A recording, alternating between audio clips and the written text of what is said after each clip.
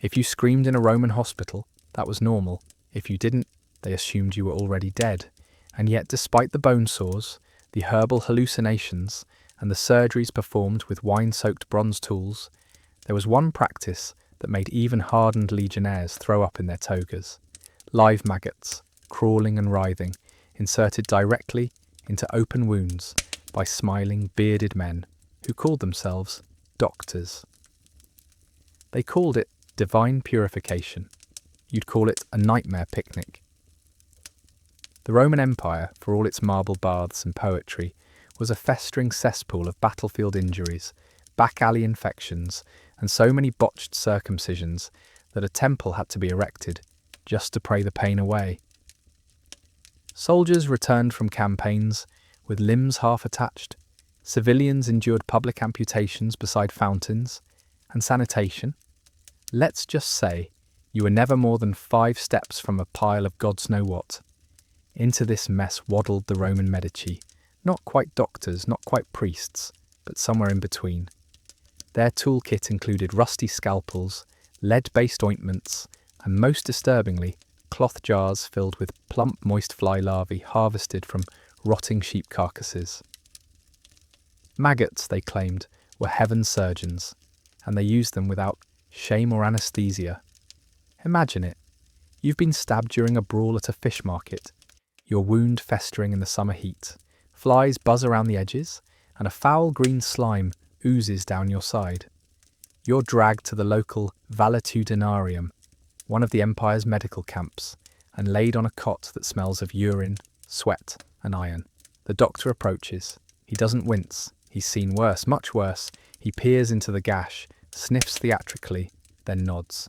Putrescent, but promising, he declares. From under his robe, he produces a soft cloth, unfolding it like a priest unveiling a relic. Inside, they wriggle, tiny white bodies, slick with the juices of death. And then, with hands still stained from his last patient, he feeds them into your wound. You're watching Hushed Historian, where truth whispers through time. If you enjoy what I dig up for you, subscribe so we don't lose our little historical connection. Thank you. The maggots do not hesitate. They dive into the necrotic flesh like it's a banquet.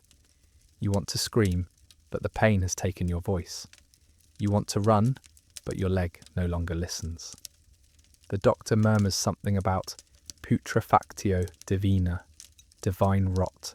He assures you the maggots will eat only the dead flesh, leaving the living tissue clean. Miraculously, they often did. But no one warned you about the sensation, the squirming, the constant tickle just under the skin, the feeling of being slowly devoured while wide awake. By Roman logic, rot was not the enemy. It was a messenger. Infection meant imbalance, a sign that the humours were misaligned or that the gods were angry. Bloodletting handled the balance. Prayers soothed the gods, but maggots corrected the body, one chew at a time. In the more prestigious clinics of Rome, patients were blindfolded during treatment, not to shield them from pain, but to keep them from fainting at the sight of their own legs being colonised. For wealthier citizens, perfumed oils were used to mask the stench. For the poor, it was vinegar or nothing. But that wasn't even the worst part. The maggots had to be removed by hand, often after growing fat and pink on the corpse tissue they devoured.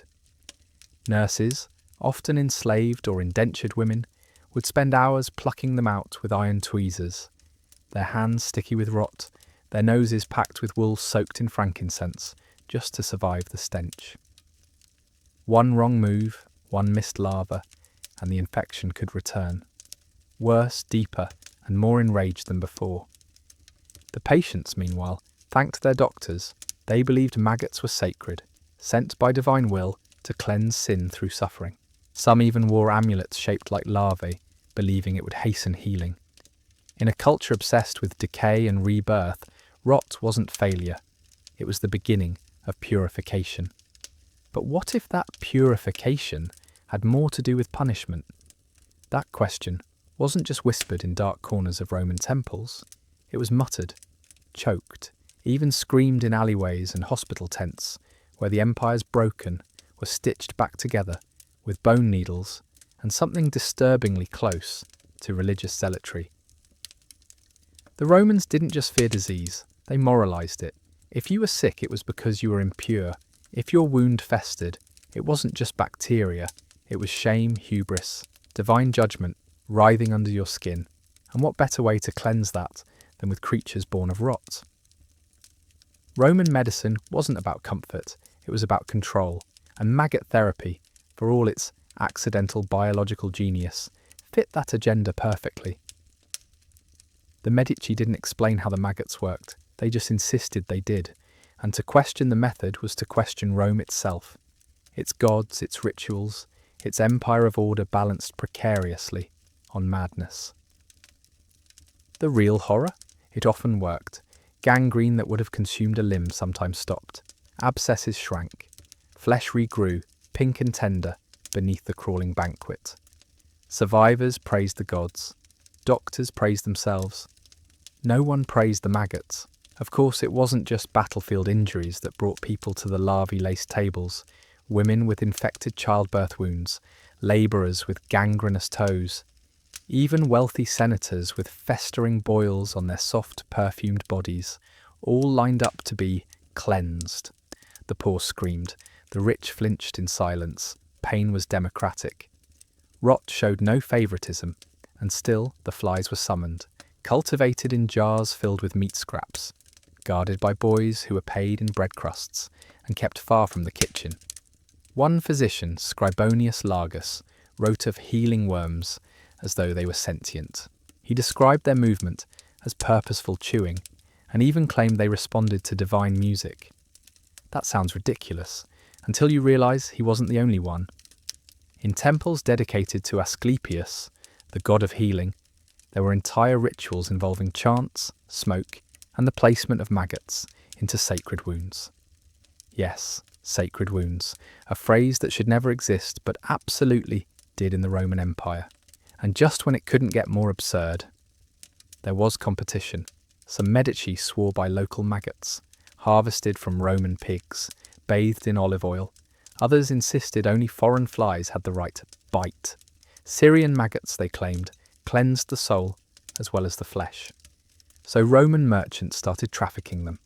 Tiny, wriggling exports from the east, stored in pottery jars and smuggled past customs like contraband treasure. A single jar could fetch the price of a slave. This was maggot capitalism, Roman style, bloody, unsanitary, and driven by hype. But let's go back a bit, because before the maggots, before the chants and jars and desperate prayers, there was the pain, unrelenting, animalistic pain. A wound gone bad in the Roman world wasn't just a medical issue, it was a death sentence with a slow, loud prelude. The infected would begin to hallucinate. Their skin turned shades no sculpture could capture. The pus oozed in clots and the smell, gods, the smell. Worse than a latrine in Carthage during festival season. Worse than a gladiator's armpit after a 3-hour death match. Worse than anything they could describe without retching mid-sentence. And that smell, that was what told the Medici it was time. Not for bandages, not for rest, but for maggots. The treatment wasn't quiet. Patients wailed, begged, cursed Jupiter, and swore they saw demons in the rafters. Some bit their own arms to distract from the squirming in their legs. Others passed out and awoke mid-removal, crying not from pain but from the shame of knowing they'd been eaten alive and lived. Still for many, it was survival, twisted, grotesque survival. They'd limp home, limb intact, wound sealed, and tell the tale with a grim smile. The worms saved me, they'd whisper. I felt them chewing, but something darker was coming. Not darker like infection or fever, darker like dogma. The kind of darkness that doesn't just enter through wounds, but through belief. Because once Rome's maggot medicine had proven itself too effective, too uncanny, it didn't just become standard, it became sacred. And sacred, in the Roman world, was always one dagger's length away from dangerous. Soon wounds weren't merely treated, they were offered. Men began seeking out purification, not because they were ill, but because they were guilty of betrayal, of cowardice, of sins real or imagined. They would come to temples with knives, slice open their own arms, and beg the priests for larval absolution. And the priests, never ones to turn down a dramatic gesture, obliged. There were rituals, of course, incense thick enough to choke, bronze bells ringing until your teeth vibrated, and then came the moment everyone dreaded, the lifting of the sacred jar. Inside, the maggots squirmed like divine punctuation, wet, blind, hungry, placed not on dead flesh, but on deliberately made wounds. These weren't treatments, they were offerings. If you think that's bad, wait until you hear what they did to criminals. In the darker corners of the empire, prisons, slave camps, war fronts, maggot therapy was weaponized. A punishment disguised as healing. Prisoners found with infected lashes were tied down and treated with larvae scraped from the corpses of diseased animals. The logic, if they survived, they were favoured by the gods. If they died, divine judgment. No further paperwork required. There's even record of a governor in Mauritania who turned it into sport, ordering maggot contests where the biggest, fastest feeding larvae were awarded with praise, and the prisoners hosting them with more lashes. It was healing as humiliation, and Rome licked its fingers after every session. The sound of it haunts scrolls, the buzz of flies in torchlight, the wet squish as maggots hit blood, the muffled screaming of those too far gone to resist. The air was thick with copper, urine, incense and rot, a perfume of cruelty pretending to be piety. Meanwhile, back in Rome's elite clinics, a different flavour of delusion blossomed. Noble women began requesting maggot facials. Not for healing, but for youth. They believed the larvae could chew away age. Rich senators sent their slaves to collect the most virile specimens, meaning the ones found on corpses still twitching. One infamous aesthete, Lucius Varro, paid to have maggots placed behind his ears nightly, claimed it cleared his thoughts. Died of sepsis. The irony was noted only by his enemies. But let's not forget the Medici in all this. Their power surged. What had begun as a grim necessity became a kind of theatre. They wore robes dyed in blood, embroidered with maggot patterns in gold thread. Some walked with staffs carved to resemble worms. There were even schools, small, secret, sacred, where apprentices watched infected limbs for hours, recording larval behaviour like astrologers charting stars. And in these places, something even more unthinkable emerged: intentional infection. To test new remedies, flesh was deliberately wounded and rotted just to watch how the larvae responded. Slaves were the usual test subjects. Orphans, debtors, anyone whose screams wouldn't make headlines. The idea was noble, of course: progress, science, understanding the god surgeons better. But when you peel back that logic, what you get is a child tied to a table, trembling under torchlight as white grubs writhe into the cut on her thigh. And just when it seemed like maggots had reached their peak horror, someone decided they could be swallowed. That's right. In certain fever cases, Roman healers claimed that ingesting live maggots, usually tucked in honey or wine, could cleanse the blood from within. The result, predictably awful. Some survived, most vomited until they passed out. A few ruptured their own stomachs retching. Still, the theory lingered like a bad smell, because in Rome, once a cure proved painful enough, people assumed it worked. Next time you think your medicine tastes bad, imagine being told to swallow what eats corpses.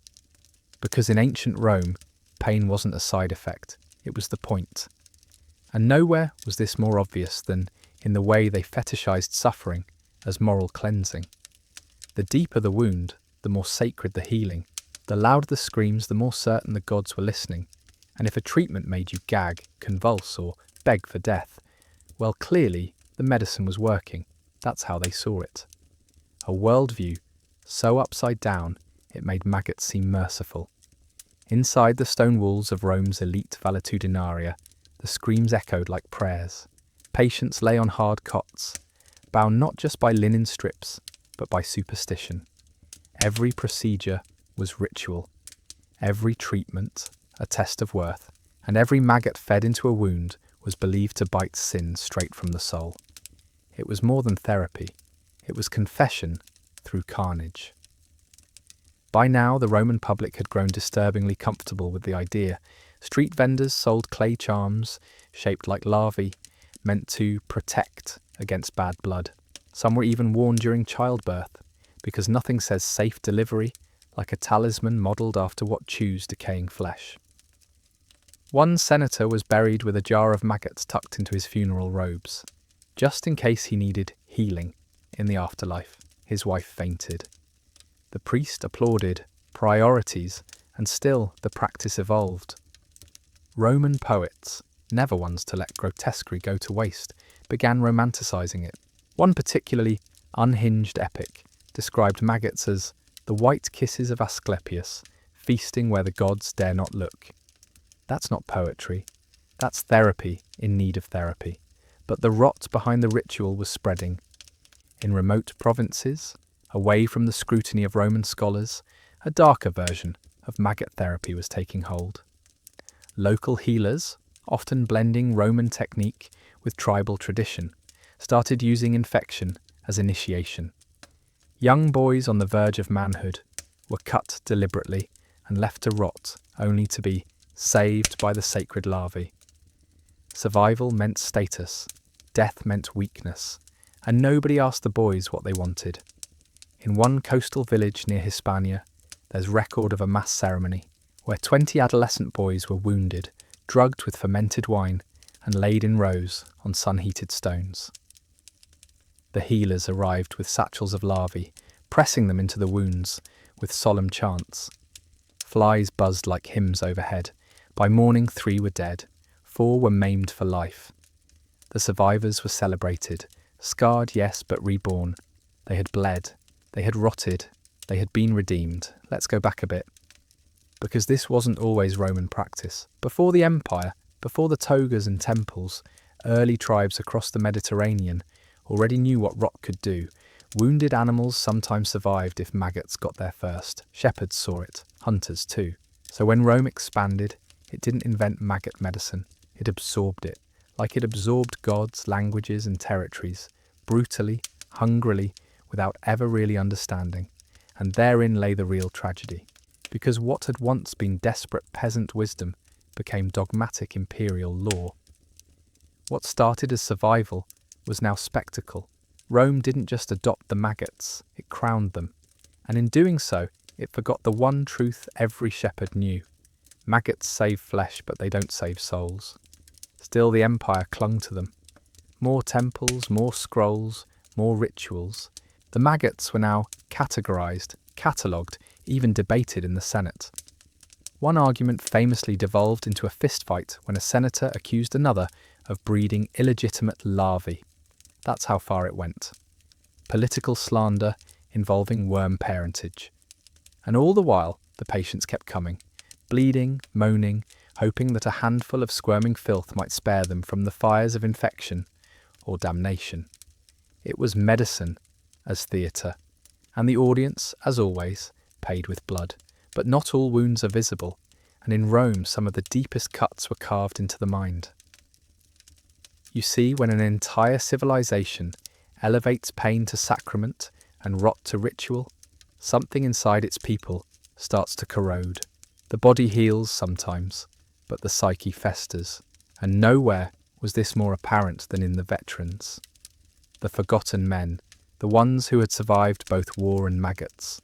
These were legionnaires who had marched across continents, hacked down barbarians, lost eyes, limbs, brothers. They returned not with medals, but with scars that oozed long after the wounds had closed. And what did Rome give them? Not peace, not comfort. No, it gave them more rot, more cleansing, more maggots. Some begged for them, others couldn't stop feeling them. Even years later, in peaceful countryside villas or tenement apartments, they jolt awake at night, clawing at phantom larvae they swore were chewing into their bones. One former centurion tried to drown himself in olive oil, convinced the worms would slide out. He died screaming in his garden, surrounded by amphorae and disbelief. That was the first real twist, because for all its glory and marble, Rome had built a silent epidemic of trauma, masquerading as piety, of suffering passed down like a cursed heirloom. The maggots had become a symbol, not of healing, but of fear, of violation, of helplessness under the guise of help. And still the practice endured, and just when it couldn't get more absurd, Rome started exporting it, not just the treatment, but the idea. Colonies were instructed to follow proper procedure, collect rot, harvest larvae, cleanse the flesh. Even in freezing Britannia, where wounds froze before they festered, outposts began growing maggots indoors, feeding them on meat scraps hoarded by soldiers, too scared to question orders. It wasn't medicine, it was obedience, and if your limb turned black, your choices were clear: maggots or nothing. Meanwhile, philosophical schools debated whether rot was metaphor. The Stoics, ever the masochists, admired the maggots' discipline. The Epicureans mocked it all, until one of their own nearly died from a wine-induced stumble and found himself begging for those little worms. It became a joke, then a tragedy, then a doctrine. And let's not ignore the grifters, because Rome had those too, men who sold fake larvae, tiny grains of rice soaked in vinegar to mimic movement, travelling healers who promised miraculous cures but disappeared after the screams began. One even sold a salve that claimed to grow maggots in your wound without needing live ones. It worked technically, it just didn't stop once it started. And all of this unholy mess stemmed from one simple truth the Romans never fully understood. Maggots work because they don't care. They don't pray. They don't judge. They eat what's dead and leave what lives. But Rome, oh Rome, Rome demanded meaning. It needed to believe that even the most grotesque pain had purpose. So they gave the maggots a theology, a place in their pantheon of suffering. And like every god Rome ever adored, the worship came with blood. But here's the cruelest irony. The technique was effective, sometimes stunningly so. Modern science would eventually confirm it. The larvae released enzymes that dissolved necrotic tissue while sparing the healthy. They reduced infection. They saved limbs. Thousands of lives across centuries owe their existence to what crawled out of a carcass. And yet, in Rome, this truth became buried beneath layers of fear, ritual, and spectacle. A miracle disfigured by dogma. A life-saving treatment turned into torment. One patient, a poet named Servius, wrote in his final scroll, "They placed the worms in my wound and told me the gods would speak through their chewing. I heard only silence." His scroll was buried with him. The maggots weren't, and with that, we hit our second major shift, because while Rome was busy deifying decay, someone outside the empire was watching. Someone who would take the idea and twist it even further. Across the deserts of North Africa, through the incense-thick temples of Egypt, and into the echoing stone corridors of early Christian enclaves, word of the Roman maggot cult, yes, that's what some began calling it, had begun to spread like fever. But where Rome had wrapped its rot in ritual, others saw something more. Transactional, less spiritual cleansing, more biological utility, and that subtle shift would change everything. In Alexandria, a physician named Menecrates of Cyrene began cataloguing Roman wound treatments, but unlike his Latin contemporaries, he had no patience for divine nonsense. He described the larvae not as emissaries of healing gods, but as natural janitors, cold, precise, necessary, and he wasn't interested in chants or incense, just results, so he stripped the practice bare. No temples, no robes, just wounds and worms, and it worked, but that wasn't even the worst part. Menecrates didn't stop at humans. He began testing maggot therapy on livestock, then dogs, then prisoners, not to heal, but to study. How deep would they burrow? Would they eat live tissue if starved? Could they be trained, selected, bred for specific appetites? In his personal journals, now lost, but referenced by Arab medical scholars centuries later, he described entire lines of refined larvae bred for surgical sensitivity. The whispers, some bit only blackened flesh, others weren't so picky. What began as treatment morphed into experimentation. then enhancement, and finally, control. His methods spread like infection. Syrian physicians soon copied his notes, substituting honey for wine to lure the larvae deeper. Nubian healers began combining the therapy with cauterization, burning the maggot-cleaned wound to seal it instantly. It was genius, terrifying genius, but more importantly, it was secular. The gods were gone. What remained was pure function. Life and death cleaned by things that lived in death itself. And Rome, bloated with its own theology, barely noticed. Back in the capital, the maggot worship grew even stranger. Elite families began hosting cleansing dinners where the infected could be treated in public. Guests dined on lamb, while a moaning cousin was laid across marble and fed to writhing jars of larvae. Applause followed. One host even claimed the aroma of healing wounds enhanced his appetite. These were the same people commissioning golden amulets in the shape of fly larvae, worn on chains, kissed before bedtime. It was decadence dressed as devotion. Let's go back a bit, because that's where the second twist really digs in. Rome was no longer the pioneer. It had become the relic. The empire clung to its sacred rot, while beyond its borders, the rest of the world refined it. A bizarre reversal.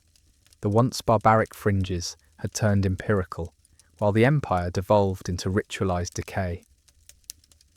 The maggots had moved on.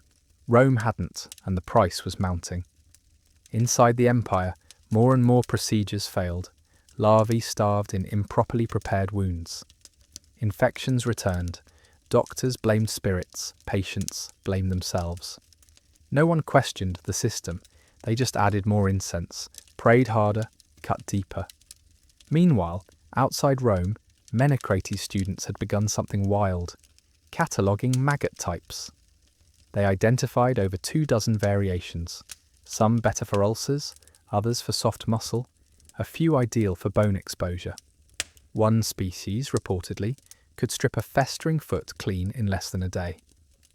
These discoveries were passed hand to hand across cultures, eastward toward Persia, southward to the Horn of Africa, westward, whispered into the ears of traders who would one day carry them to medieval Europe. But that's another story. The point is, Rome had lost the plot. What was once innovation had ossified into doctrine.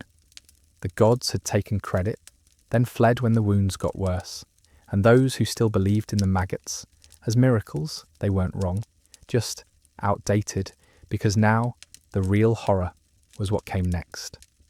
The third stage of the maggot myth, not worship, not medicine, but performance.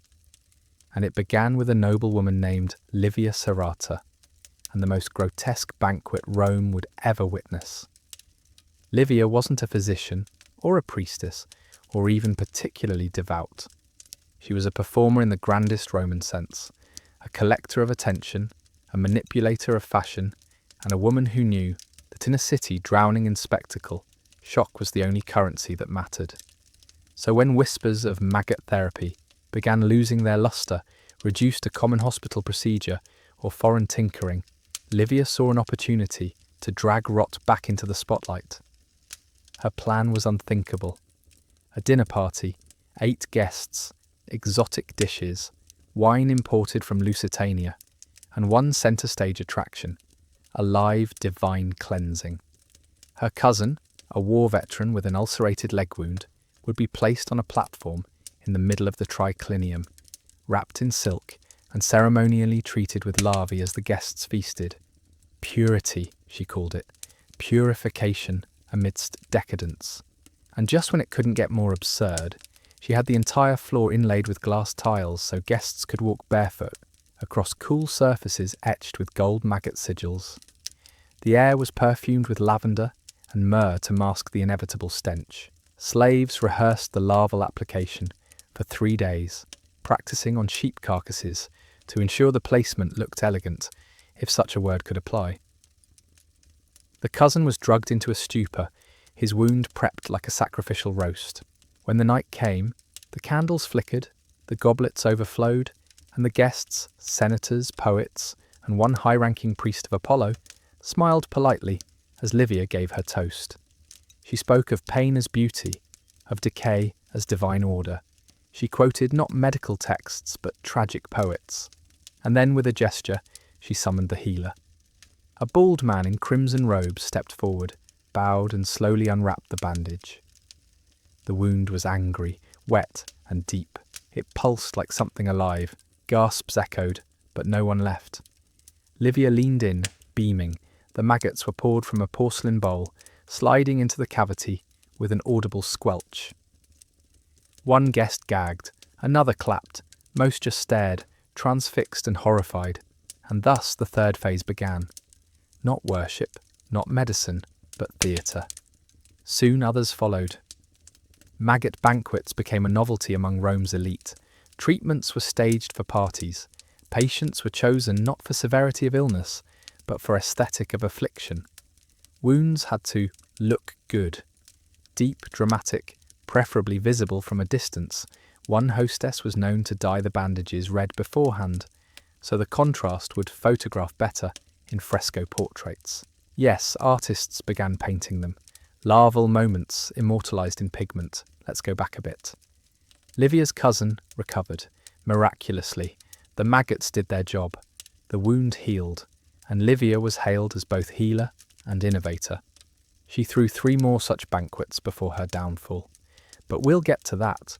What matters is what she unleashed, because by making maggot healing public, performative, and drenched in decadence, she shattered what little privacy or dignity remained in Roman medicine.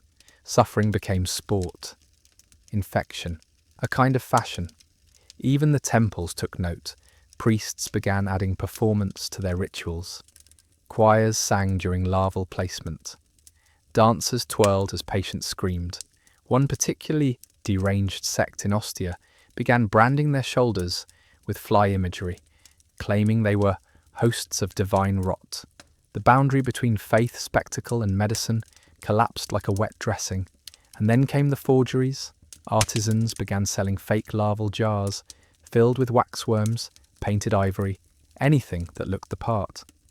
They were status symbols, worn on belts or displayed beside dining couches. Meanwhile, real maggots became harder to find. The demand outstripped the supply. Slaughterhouses reported thefts. Farmers caught thieves digging up half-dead animals. Desperate for fresh infestations, a black market bloomed. Rot became currency. And the patients, they were still screaming, still pleading, still being opened up, stuffed and left to rot under watchful eyes. Only now, those eyes belonged to people sipping wine and applauding the artistry of suffering, because when you confuse spectacle for salvation, you don't get healing. You get Livia Serrata, and her downfall. Well, that deserves its own stage, because if Livia Serrata knew how to put on a show, she also knew how to ignite a scandal. The thing about making medicine into performance is that eventually someone tries to upstage you, and in Livia's case, it wasn't another noblewoman or priest. It was rot itself, real rot, flesh-eating, black-veined, godless decay. And this time, the maggots didn't save anyone. It started with a banquet, her 5th and most ambitious. The theme was divine duality, light and dark, life and death, silk tablecloths dyed half ivory, half crimson, the air thick with clove smoke and orange blossom. A stage was built in the centre, this time elevated on marble columns, so every guest could look directly into the face of the patient, a young actor from the Subura district, hired to suffer beautifully. He had a minor wound, nothing fatal, just enough to ooze for drama. But Livia wanted something new, not just maggots, painted maggots. Her handlers dusted them with gold powder, not realizing it clogged their spiracles, suffocating many before the ceremony began. When the healer applied them, half were dead. The other half, sluggish, confused, dropped to the marble like worms on hot stone. And just when it couldn't get more absurd, the wound wasn't minor after all. It had been festering for days. Underneath the stage lighting and cosmetics, the actor had hidden a deeper infection. One of the attendants, panicked by the smell, dropped an amphora of wine on the tiles. The crowd thought it was part of the show, until the actor convulsed, not artistically, violently. His body arched, froth spilled from his lips. Then came the smell, far worse than incense could mask. The rot wasn't performative, it was real. Gasps turned to screams. One guest fainted into a bowl of pomegranate seeds. Livia tried to recover, claimed it was an act of the gods, that the young man had ascended, purified by divine intervention, but nobody bought it. Word spread faster than disease.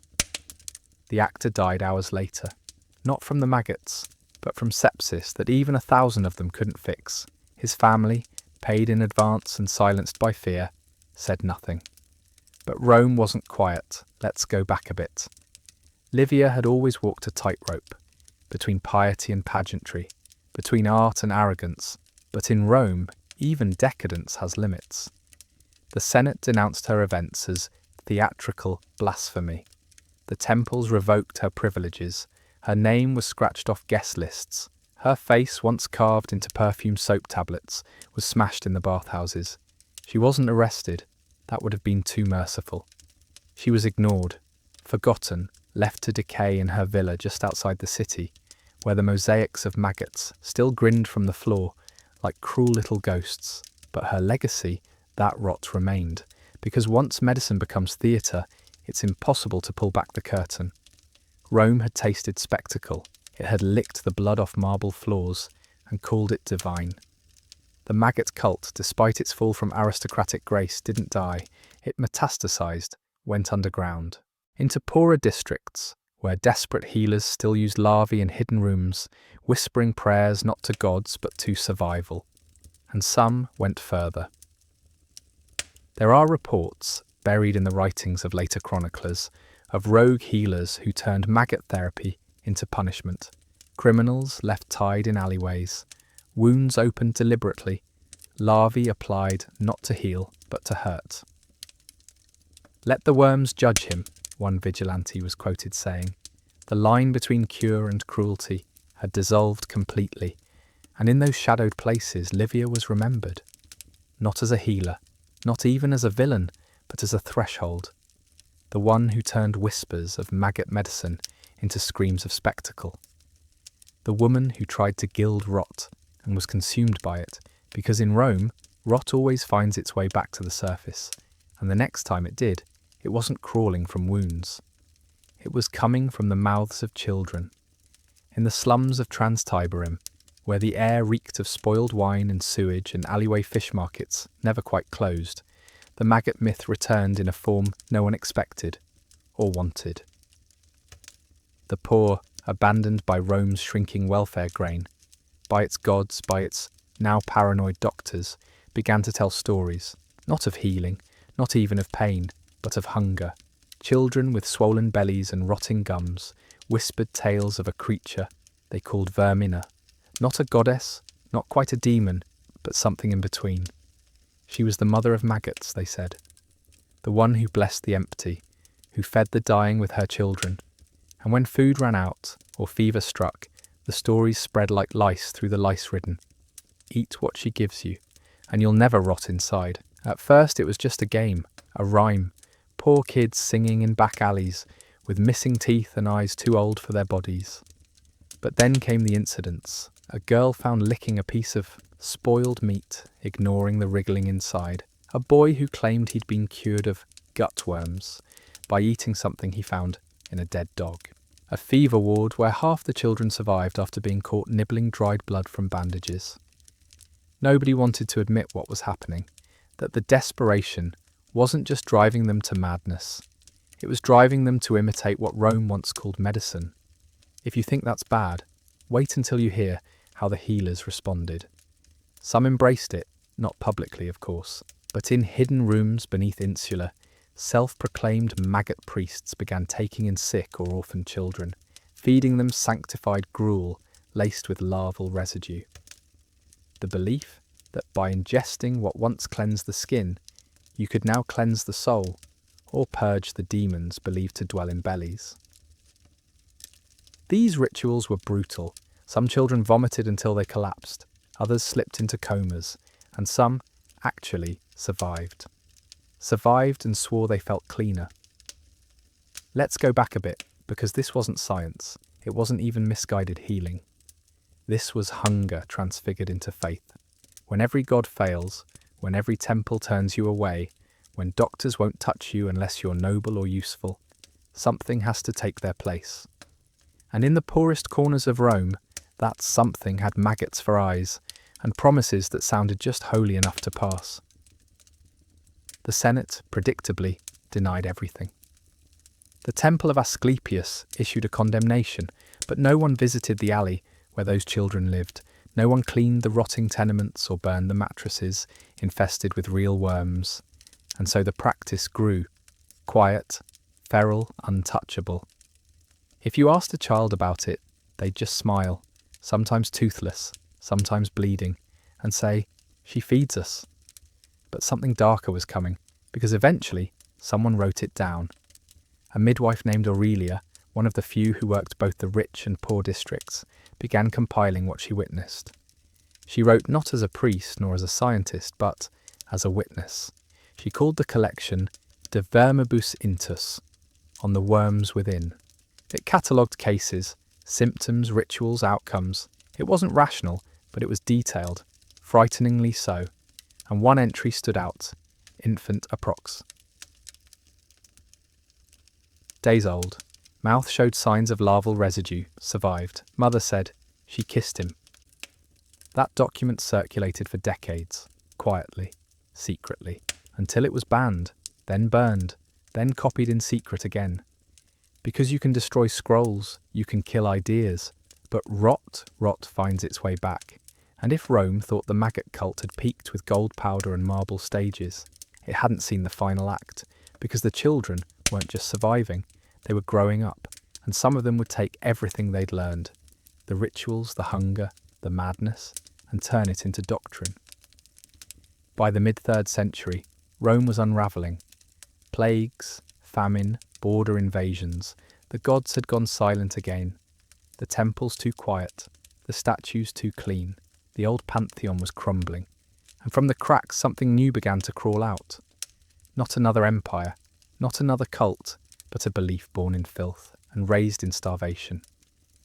They called themselves the Order of Purity through Consumption. They had no temples, just basements, no priests, just survivors. And their holy relics weren't scrolls or bones, but jars, yes, jars, clay vessels filled with carefully bred, hand-fed maggots, treated like relics, sealed with wax and marked with sigils that looked suspiciously like intestinal tracts. The members believed the maggots contained the essence of Vermina, now fully deified, fully mythologized. To them, she was no longer just the mother of maggots. She was the patron of flesh, both dying and reborn. Pain wasn't punishment anymore, it was proof. And just when it couldn't get more absurd, initiation into the order required a trial. New adherents were to open a self-inflicted wound, usually on the thigh or forearm, then insert a single larva, fed only on the flesh of another initiate. Cannibalistic communion, wrapped in ritual. If the larva survived and the wound healed clean, the person was embraced. If not, well, no one recorded those outcomes, but they didn't need to. The smell told the story, the screams etched it in stone. Let's go back a bit, because the rise of this order wasn't random. It came in the wake of Rome's medical collapse, with trained physicians fleeing the cities or dead from plague. Back alley healers took over. And in the power vacuum, groups like this didn't just thrive. They defined what medicine was. If you were poor, alone, and infected, your choices were simple. Pray, rot, or crawl into the arms of those who promised purification through consumption. And despite the horror, some of them got better. Larvae cleaned their wounds, fever broke, infection retreated. That was the second irony, because while the rituals were grotesque, the maggots still did what they'd always done. Ate rot, left life.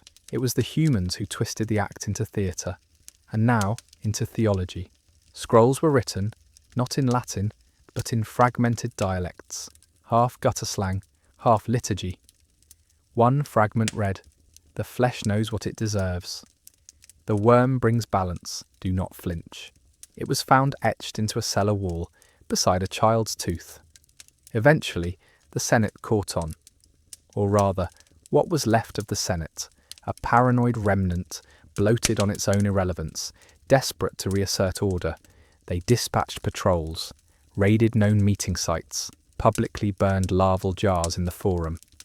It backfired spectacularly. The order painted it as martyrdom, said the flames fed vermina's hunger. Membership tripled, and the children? They were no longer just survivors, they were apostles. By 20, some had initiated dozens. One girl, known only as Unia R., was credited with spreading the cult into Etruria, where she performed wound cleansings in tavern basements, whispered blessings, and vanished before the authorities could catch her. Locals claimed her touch left nothing rotten but guilt. But the real twist? Rome's upper class, those who had once laughed at larval banquets, who mocked Livia Serrata and her golden grubs, began to panic. Not because of the worms, but because of the control.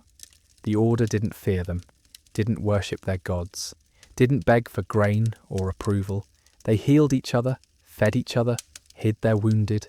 That kind of autonomy was more terrifying than rot, so the empire did what it always did. It blamed foreigners, said the Maggot cult was Eastern corruption, a Carthaginian disease, a Gallic madness, anything but Roman. They erased their own role in birthing it, because facing that truth would have meant admitting the empire had rotted from within long before the worms came. And yet the worms were still coming, because the next evolution wasn't underground, it was imperial. That's the part nobody expected, the part that flipped every assumption. The worms that had once crawled through the slums, whispered through alley hymns, and scraped from dog corpses, were now being bred inside the palace. Not metaphorically, literally, in marble basins, under controlled temperatures, fed with sterilized meat, and monitored by a staff of servants, trained in silence. Why? Because one emperor, Lucius Hostilius Valerianus, got an infected tooth, a stupid thing, a molar, rotten from decades of wine, honey and paranoia. It swelled. He screamed. Doctors tried leeches, then cautery, then prayers. Nothing worked until one of his concubines, raised in Trans Tiberim, remembered something. A worm that eats decay. She said it with reverence. He said, "Try it." And just when it couldn't get more absurd, they placed a single larva in the hole where the tooth used to be. It writhed. He wept. The swelling subsided. Infection retreated. The pain dulled. He slept. And when he awoke, healed, he declared the worm a divine messenger, not of Asclepius, not even of Apollo, but of a new order, one he would build, from blood, from dirt, from what the empire had tried to erase. Thus began the cult of the crowned carrion. Lucius issued an edict. A sacred larval breed was to be cultivated within the palace. Only imperial wounds, no others, could host them. They were no longer a treatment for all, but a privilege, a mark of divine right. To rot under the crowned carrion's maggots meant you were chosen. He even wore a brooch carved in ivory to resemble a larva curling through a crown. Let's go back a bit, because Lucius wasn't just some deluded monarch. He was a man born into a dying empire, surrounded by betrayal, bathed in sycophants, choking on incense, and surrounded by statues of gods who hadn't answered a prayer in centuries. But the worm did something. It didn't care who he was. It ate the rot. It ended the pain. That, to him, was more divine than any god. And he wasn't wrong, medically at least. The palace maggots worked. Imperial physicians, terrified but obedient, developed new methods, cleaner incisions, less ceremony, more science. They used bronze tweezers, beeswax dressings, and bone knives honed to surgical perfection. Records suggest palace larvae had a survival rate nearly double that of street-healed cases. But the cost was profound. Because while the body healed, the soul rotted in a new way. You see, what had once been desperate medicine had now become luxury. A weapon. Court favourites fought for injuries. Men fell, accidentally, down stairwells, just to receive the cleansing bite. It was no longer about healing. It was about proximity to power. One senator reportedly infected his own leg with horse dung just to merit a maggot graft. He got the worms, he lost the leg, he died happy, but not all were content. There were whispers among the praetorians. Unease in the Senate, because power granted by rot isn't real power, it's fungus wearing a crown, and eventually someone was going to scrape it clean. The turning point came when Lucius proposed a new law that no Roman citizen could be buried without sanctioned decay. In short, everyone, rich or poor, was to be cleansed by maggots before entering the afterlife. Cremation was banned. Bodies were to be left in state, partially opened, for the sacred feeding. The reaction was explosive. Priests revolted, funerary guilds collapsed, cemeteries overflowed with half-rotted corpses guarded by cleansing clerks. Families begged for cremation in secret. Others turned to violence. Riots broke out in 3 districts. Lucius doubled down. He called the unrest a disease of denial, and as always he trusted the worms to fix it. But this time they didn't, because even sacred rot has limits, and when a people no longer control how they decay, they revolt, and buried beneath that revolt was the third great twist of our story. The worms had stopped eating. That was the whispered terror, passed between trembling physicians and blood-slicked attendants, deep in the marble corridors of the imperial ward. The sacred larvae, once bred with fanatical care, once praised in hymns and sealed in crystal phials, were failing. They would be placed inside wounds, and instead of squirming with appetite, they'd lie motionless. Or worse, die. The healing halted, the rot spread, but no one dared say it aloud, because to admit the worms no longer worked was to admit that the empire's last miracle had crumbled, and just when it couldn't get more absurd, Lucius demanded the maggots be purified. That's right, rituals for insects. Each batch was to be blessed by imperial priests, bathed in water drawn from aqueducts at dawn, and exposed to lyre music for emotional stimulation. One servant reportedly spent 3 hours whispering prayers into the jars. None of it mattered. The larvae still refused to eat. Wounds blackened. Fever bloomed. Screams returned. Let's go back a bit. Because this failure didn't come from nowhere. Earlier records, hidden in the archives of the disbanded Order of Purity through consumption, warned of this. A pattern. A cycle. That maggots, when overbred or denied real decay for too long, would lose their instinct. Like dogs raised on perfume. They forgot how to bite. The larvae were now fed on clean meat, handled with silk gloves, stored in scented amphorae. They had become pampered parasites, useless, aesthetic, symbolic. And now, as the emperor's wounds reopened, literal and figurative, the panic spread. Behind closed doors, physicians turned to the past. Desperate, they consulted forbidden texts. The scroll of Aurelia, the fragments of De Vermibus Intus, even rumours of the children's cults, once dismissed as myth. Some tried returning to older methods, placing the larvae in real filth, exposing them to rot, letting them remember what they were. It worked for a time, but the palace couldn't handle the stench. Nobles revolted, senators walked out. One chamberlain vomited blood after entering the new feeding chamber. Lucius responded by having him flogged for spiritual weakness, but something darker was coming, because once the worms stopped working for the rich, the poor were blamed. It began with mutterings, filth infecting purity, alley-born rot corrupting sacred lines. Then came purges. The Trans-Tiberim district was cordoned off. Anyone caught breeding or harbouring non-imperial larvae was labelled a traitor. Mass burnings followed. Hundreds were thrown into pits, their wounds untreated, their maggots crushed under military boots, and still the decay worsened. One night, during a full moon, Lucius himself was struck by fever. A boil burst on his thigh. He screamed for his sacred jar. They placed the last viable larvae inside. It didn't move. The emperor, in agony, ordered all his physicians to be buried alive beside him. If he died, they wept, begged, and began, finally, to talk. That's when the truth spilled.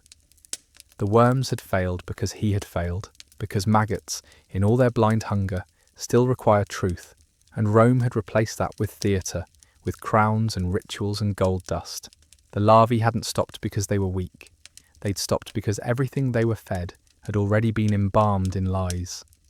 That was the third twist, the reversal no one could unsee. The maggots didn't abandon Rome. Rome abandoned rot, and what remained was neither holy nor medical. It was a corpse so obsessed with pretending it wasn't dead, it forgot how to die properly. So it rotted wrong, slowly, loudly, publicly, and as Lucius drifted into delirium, his blood poisoning his mind, he uttered the final decree of his reign, barely audible, scrawled into a wine-stained scroll. Burn the jars, let the worms find their way again. Too little, too late, because something else had already taken their place, and it didn't crawl, it walked. Upright. Preaching. In the chaos that followed Lucius's death, before the Senate could name a successor, before the worms could be buried in their perfumed tombs, there emerged a man, or maybe a movement. It depended who you asked. He called himself Virilis. No family name, no known birthplace, just that one word, strong. And his gospel, that rot was no longer sacred, but sacrifice was. He wore no robes, no laurels, just a crude tunic dyed with what appeared to be dried blood and crushed beetles. His skin was lined with self-inflicted scars, some still raw, others gnarled like tree roots. And he spoke not from temples, but from gallows, from execution pits, from the refuse piles behind brothels. Wherever flesh failed, he preached. He said the maggots had not failed Rome. Rome had failed itself, and just when it couldn't get more absurd, people listened. The poor, of course, clung to any doctrine that explained their decay, but even some aristocrats, quietly disillusioned and secretly sick, began sending their slaves to hear him. His sermons were short, brutal, unforgettable. Let the flesh fail, let the soul crawl out. Wounds speak, are you listening? The worm taught us hunger, I teach why we hunger. Let's go back a bit, because this wasn't just religious fervour, it was a reorientation of shame. For centuries wounds had been hidden, dressed, healed, or if left untreated, blamed on weakness. But Virilis flipped the script. He told the rotting they were closer to truth than the perfumed, that their pus was testimony, that every sore, every boil, every weeping ulcer was a letter written in the flesh. The gospel of suffering, one blister at a time. And people began showing their wounds again, not for healing, not for applause, but for meaning. Graffiti began to appear across the city.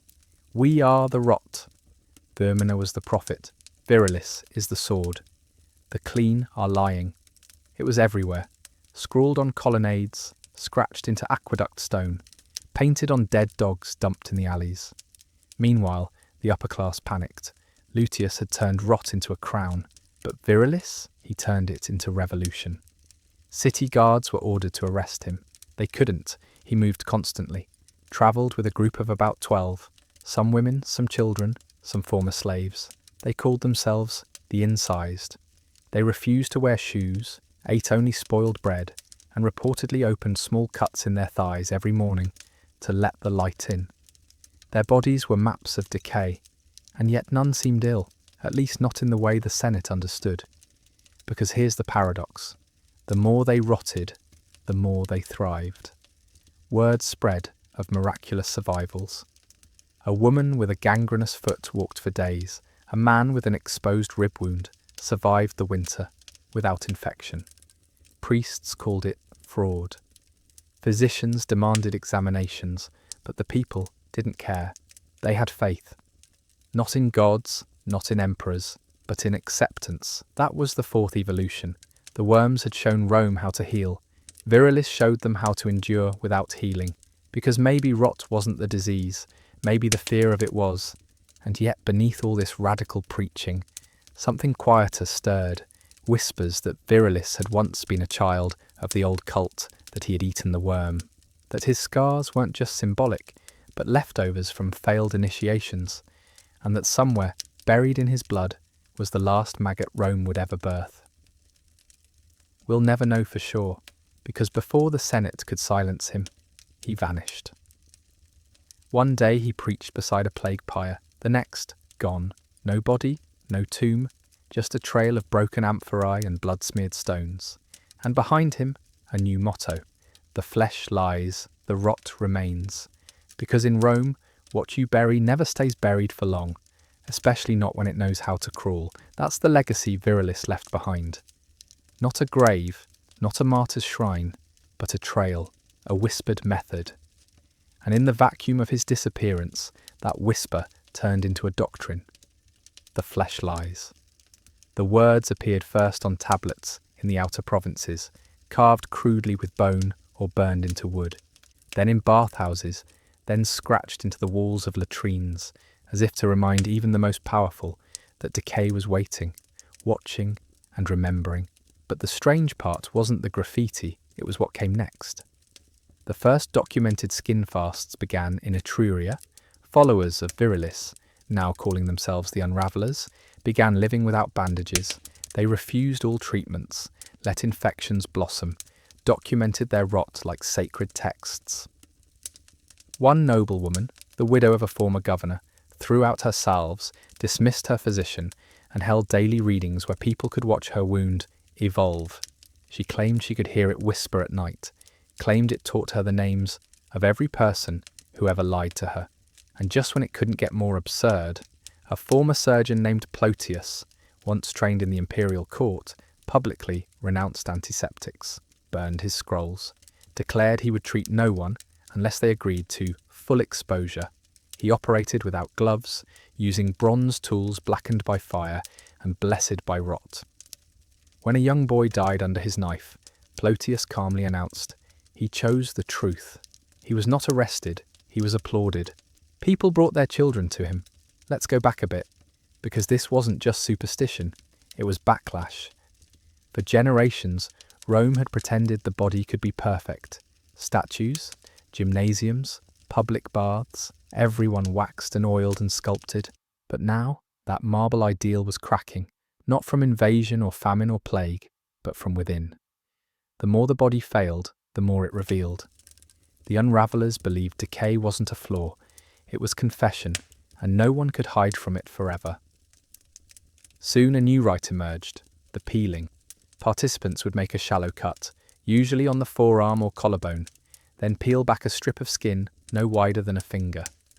They'd dry it on cloth, sew it into their robes, or offer it to communal fires. Each peeling was meant to represent a lie surrendered. Some ceremonies lasted hours, others became festivals. People gathered in ruined forums to sing hymns while blood ran down their arms, whispering the names of emperors, gods and lovers who betrayed them. And this wasn't fringe anymore. Legions began to notice. A detachment near the Danube reportedly refused medical kits, citing clarity. One centurion wrote to his superior, "My men believe wounds purify purpose. We either let them rot, or we watch them rot from within." Rome sent replacements. They defected within weeks, but something darker was coming. The first living relic was discovered in a collapsed barn near Capua. An old woman, nearly blind, covered in weeping lesions, worshipped by a small cluster of Unravelers. She never spoke, just sat in a stone basin, leaking fluid, wrapped in strips of her own skin. They said she had not eaten in 3 years, that her rot sustained her. Priests declared it demonic, but others, quietly, sent gifts. Salt, wine, infants with fevers, because deep down, even Rome's elite knew. Decay was honest, not like politics, not like marble, not like gods who ignored you. When flesh fails, it doesn't lie. It begs, it bleeds, it remembers. And in that vulnerability, people found faith. The maggots were gone. The cults had morphed, but the hunger had learned how to speak. And it would only get louder, because in a city built on empire and illusion, truth always finds its way in through the wounds. And sometimes it festers there. In the final days of the Maggot era, long after imperial edicts had crumbled and senators prayed to gods no longer named, truth didn't come from scrolls or speeches. It came from abscesses. And what spilled out wasn't knowledge, it was fury. The peelings evolved again. Some no longer stopped at skin. Devotees began slicing into the fat beneath, claiming the deeper the wound, the more sacred the release. In the streets of Rome, people carried jars of their own pus as offerings. You read that right. They called it penance nectar. They'd smear it on statues, pour it into temple fountains, anoint sick children with it. The sicker the source, the holier the touch. And just when it couldn't get more absurd, a shrine appeared. Near the ruins of Livia Serrata's old villa. Remember her, the woman who once staged Maggots ceremonies as aristocratic theatre? Now her estate was a bone field, and in its centre stood a crude altar made of rotting wood, where people left offerings not of gold or incense, but of bandages, bits of fingernail and teeth. They called it the mouth of Vermina. Legend said if you whispered a confession into it and dropped in a piece of your own body, you'd dream of her. Let's go back a bit, because this wasn't chaos, not really. It was theology by decomposition. The idea that clarity, spiritual, moral, political, could only be achieved once the body admitted defeat. Rome had been built on denial, on perfect forms and polished marble, but now the marble was cracked, and from those cracks came steam, and sweat, and pus, and voice. One priest-turned renegade, named Ignatius, wrote, "Gods do not bleed, but we do, so who do you trust?" He led public openings, where followers would cut each other, hold hands, and weep openly while naming every person they hated. The idea was that by naming the rot, they gave it a path out. They believed emotions could fester just like flesh, and if you didn't lance them, they'd consume you. This caught fire, figuratively, then literally. In one forum, a group of young men set themselves alight after a failed peeling didn't go deep enough. They believed the fire would cauterize their falsehoods. Their screams echoed for hours, and yet no one stopped them. Spectators cried, prayed. One even claimed she saw Virilis in the flames, smiling, but something darker was coming.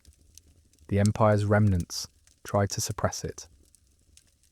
A new magistrate ordered the destruction of all public shrines to Vermina. Her symbols, maggots, rot spirals, open wounds, were banned. But enforcement was laughable. In the southern provinces, entire towns refused burial rites unless the body had bled in truth. Funeral processions carried bleeding children as living offerings. "So they know where to go when it's our turn," one mother said, "and if you're wondering where the healers went, most were either dead or converted. The few who resisted were hunted, called cleaners, traitors, agents of illusion. One surgeon was nailed to a theatre wall, his medical scrolls stuffed into his mouth until he suffocated. Another was skinned alive, his hide stretched into a banner that read, 'The flesh denies nothing.' So yes, medicine as you understand it, gone, in its place, myth wrapped in meat, doctrine tattooed in bruises. Rome no longer trusted those who stopped the bleeding. It worshipped those who made it beautiful. And the most terrifying part, it worked.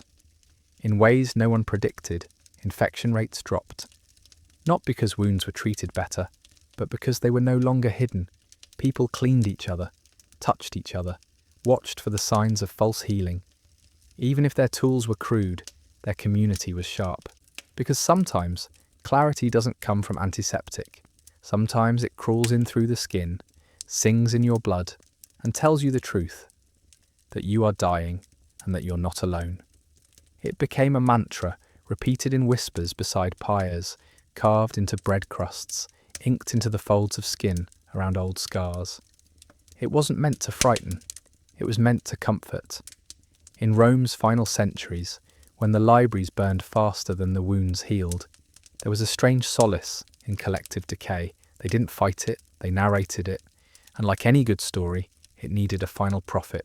Enter Cassia Severina, once a midwife, later a surgeon, finally something far more dangerous. A chronicler, Cassia didn't preach, she documented. While emperors changed weekly and generals died shouting at clouds, she walked through the ruins with a wax tablet and a stylus sharpened to a cruel point. Her mission? To map the voices inside the wounds. She believed each abscess had memory, each infection had intention. That decay wasn't mindless.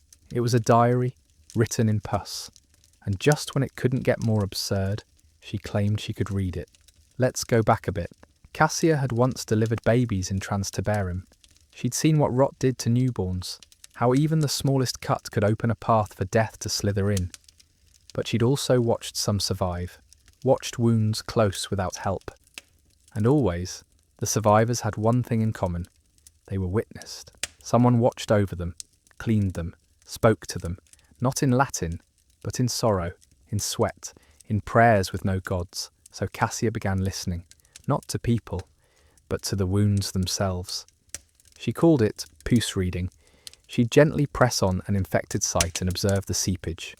Colour, consistency, smell. She'd murmur to it, then write. Entire scrolls filled with the speech of the rotting. Her most famous line, "They're not crying, they're confessing." By the time she was 50, she was considered either mad or divine, sometimes both. She was invited to forums to interpret infections. One senator exposed a growth behind his ear. She sniffed it, watched the discharge bead and said, "You lie to your wife, your gods, and your city. The rot is only telling the truth louder than you can." He left her weeping, but something darker was coming. Because Cassia's methods started to spread, young scribes began collecting pus in vials. For later reading, they'd say. Others engraved their wounds into wax tablets, then melted the wax over fire while whispering their failures. A few went further, removing small tumours and sewing them into amulets. Penance charms, they called them. They believed carrying one would prevent worse decay, like an offering paid up front. The Senate banned Cassia. She laughed. They sent guards. She lanced their wounds and read their childhood traumas aloud. Eventually, they gave up, because the people loved her, not because she healed them, but because she translated them. For once, their suffering wasn't silent, wasn't ignored. It had grammar, tense, metaphor. And when you're rotting in a gutter with no gods left, sometimes the only thing more sacred than medicine is meaning. Cassia's final work was a scroll titled Corpus Loquitur, The Body Speaks. It contained no drawings, no treatments, just quotes. Pus interpretations. One of the last entries read, "Boil on left thigh, size of a fig, tasted of metal, confessed, I was touched too young." That scroll was hidden in a clay jar beneath the ruins of the Temple of Saturn. It was found centuries later, charred, cracked, still wet because the wound hadn't closed, not really.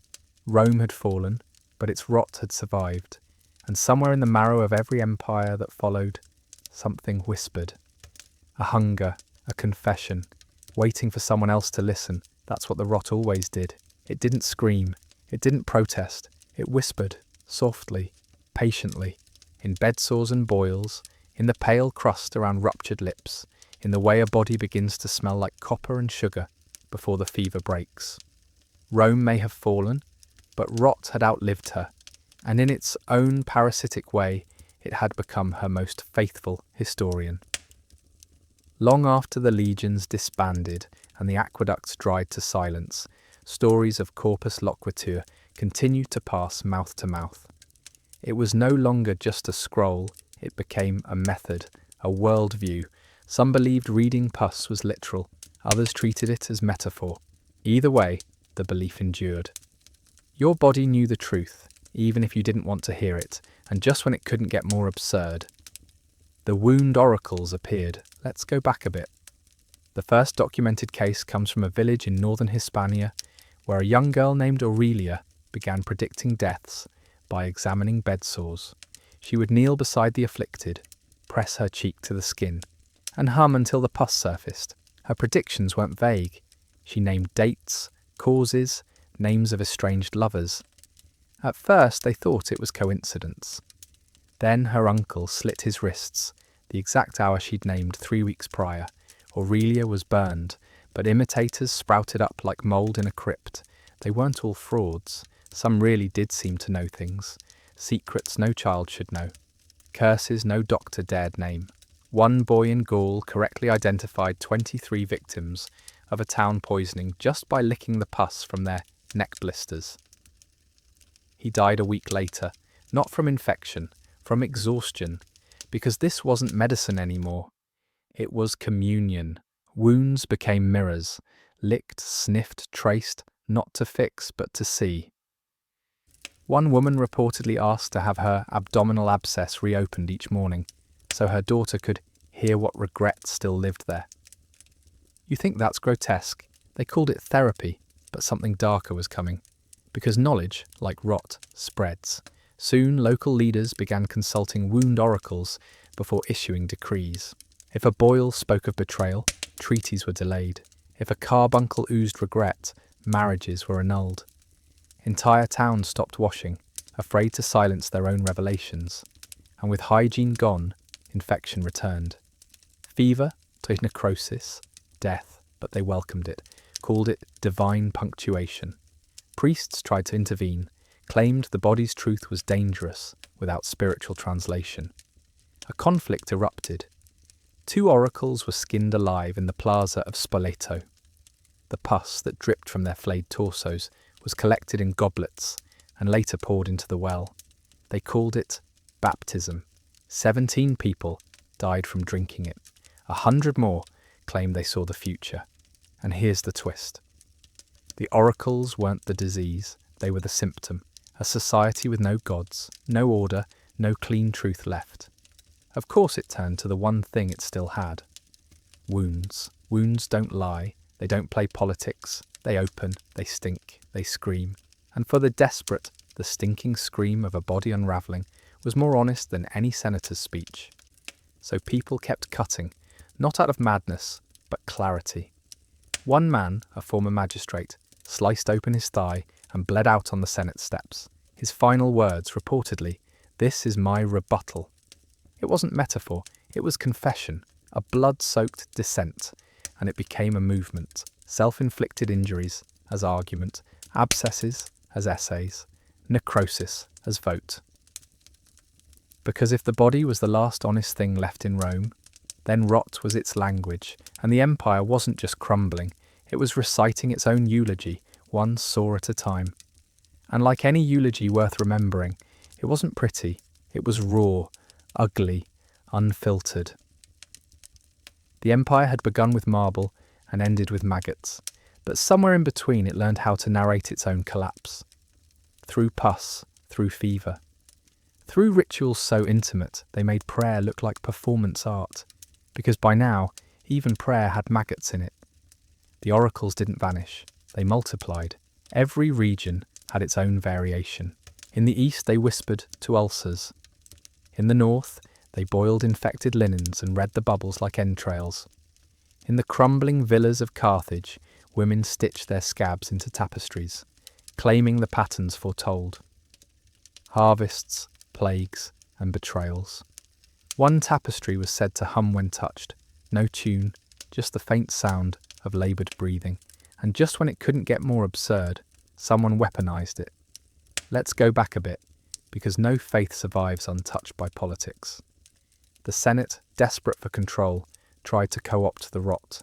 They branded a new faction, Sanctum Purificare, the sacred purifiers. Their mission? To decide which wounds were truthful and which were heresy. They didn't treat, they interrogated. A boil behind your knee might be a confession, or a lie, or a threat, and it was up to them to declare which. They created the Index of False Flesh, a scroll listing which types of infection could be trusted. Cysts, acceptable. Buboes, suspicious. Genital ulcers, automatically guilty. No appeal. One man was executed after a groin abscess was deemed blasphemously symmetrical. Another woman was stoned because her rash resembled the imperial seal when viewed upside down, but something darker was coming. Because you can't regulate decay, it seeps, and soon the purifiers themselves began to rot. One inspector developed a nose ulcer so profound it exposed bone. He tried to hide it, claimed it was divine punishment for insufficient seal, but rumours spread. He was quietly locked in a cellar. His guards reported him whispering to the rats through his wound, begging them to listen. Then silence. No one opened the door. ever again. The people didn't miss him. In fact, they took it as proof. Even the enforcers were infected. Even the clean had secrets. The rituals grew more extreme. In one village, a man split his tongue and bled into every public fountain. When questioned, he said the rot had told him the aqueducts were lying. They speak of clarity, but bring poison. He died a hero. The fountains were sealed. A new water ritual began. Rain collected in scab-lined bowls. It was brown, bitter. They called it the throat's remorse. But here's the irony. They weren't entirely wrong. Modern historians reviewing the fragments of this period found signs of actual lead poisoning. The pipes were tainted. The aqueducts did rot the mind. And the poos, it wasn't just metaphor, it was evidence. Bodies trying to scream truths no one in power wanted to hear. Cassia Severina had written it best, decades earlier. You silence a mouth, you can't silence a wound. And so the wounds kept speaking. By now, Rome wasn't a city anymore. It was a collection of whispers, drainages, and half-forgotten rites. People walked with limp knees and open sores, not as victims, but as pilgrims. Their blood was their gospel, their pain, their scripture. The empire's borders had crumbled, its economy had imploded, but its rot had franchised. And every time a new scab itched open, someone somewhere would mutter, "What does it want to tell us this time?" Because in the end, that's what Rome had become. Not a kingdom of laws, but a kingdom of legions. That was the punchline Rome never saw coming. Not invasion, not divine wrath, not a heroic downfall, but an itch that wouldn't heal. By the time the last aqueduct crumbled into silence, by the time the temples were pillaged, not by enemies, but by their own starving priests, the body of the empire was no longer bleeding. It was peeling, flakes of skin caught in the wind, motes of rot dancing over collapsed forums.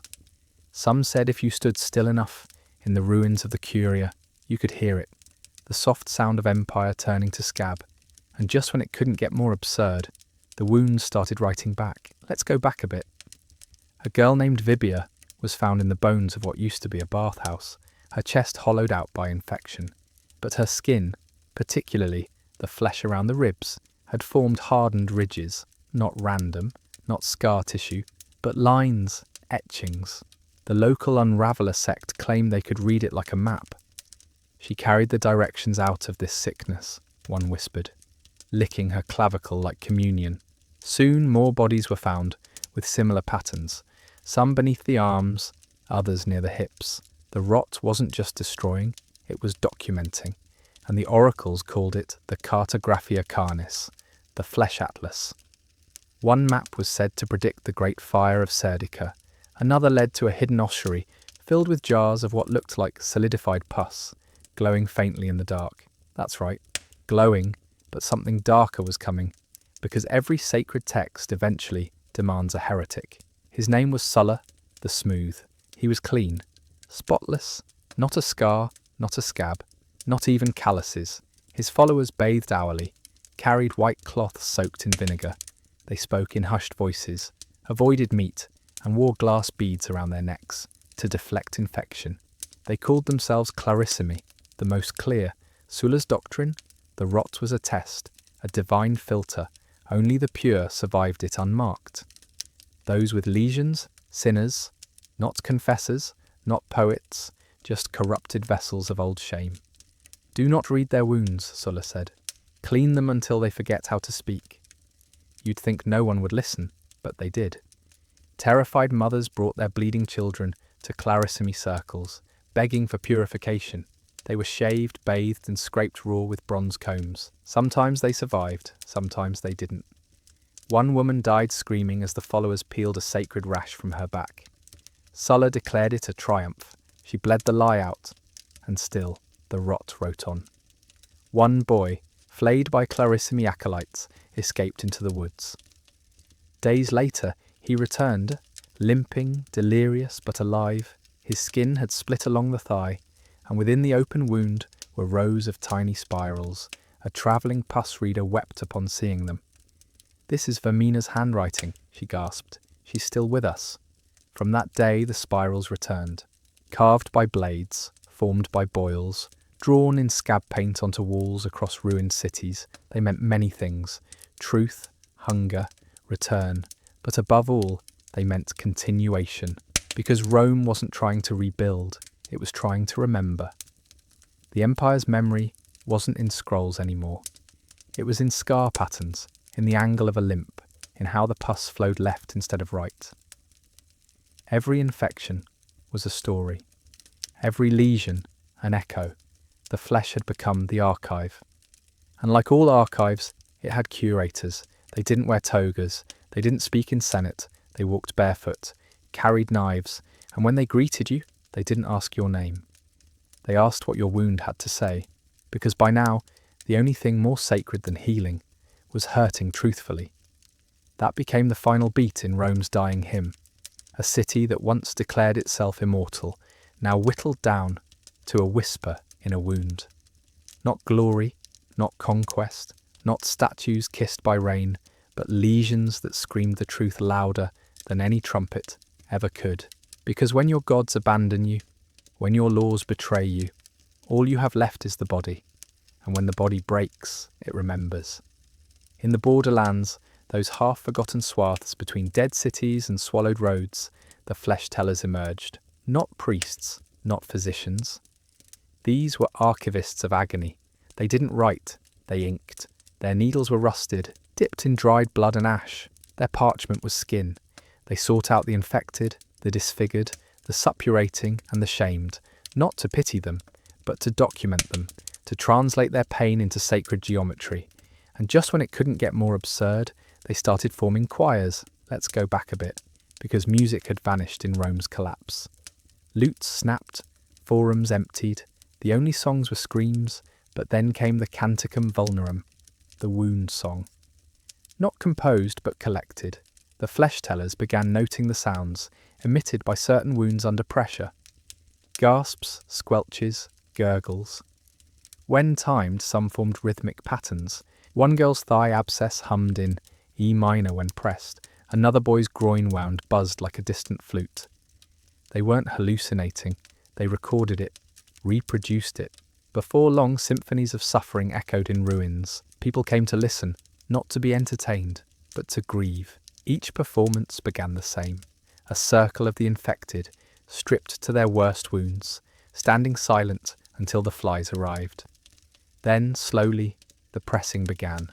One wound at a time, one sound, then another, until what filled the air was a chorus of bodies confessing in tones too pure for language.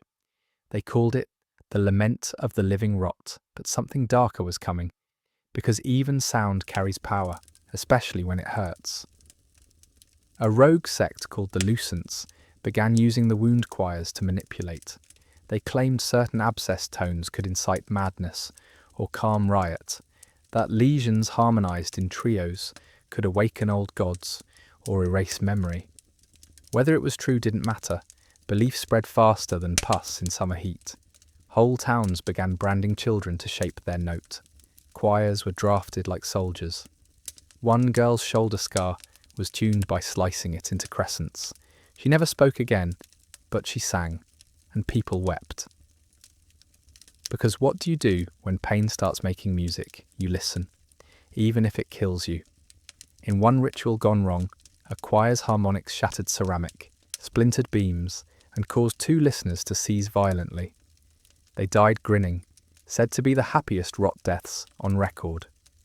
Afterwards, their flesh was peeled and buried at the site, which became a new shrine, Sanctum Tremulus, the shivering holy. And here's the twist. This wasn't isolated madness, echoes of the wound. Song spread beyond Rome's carcass, to Gaul, to Germania, to the edges of the empire, where rot had never reigned, but suddenly found its anthem. Migrating tribes began adopting the practices, not out of conquest, but kinship. They too had wounds, and they too had long been silenced. Now, finally, their flesh was allowed to speak, and what it said was simple. We were here, we suffered, and it meant something. No empire survived, no god returned. But in one forgotten corner of what was once the most powerful civilization on earth, A boy with a chest sore pressed by his grandmother hummed a single, perfect note into the dusk, and the wind stopped to listen. Because in the end, all history is infection. And some stories don't heal, they scab, they reopen, they rot inward, they wait not to vanish but to be noticed. That's what made the end of Rome so terrifying. Not the chaos, not the silence, but the watchfulness of it. The sense that the wounds left behind weren't just symptoms, they were sentinels, watching, waiting, whispering their aching truths to anyone desperate enough to lean in close. In the damp valleys north of old Etruria, a new ritual began to take hold, mortem intus, or the death within. It wasn't about dying, not really. It was about the illusion of healing, about the rot that seemed to go away, only to bloom again under the skin. Participants would blindfold themselves, lie in warm pits lined with fungus and decomposing meat, and wait for their old wounds to speak again. Some stayed buried for days, some never came out. They called those ascendants.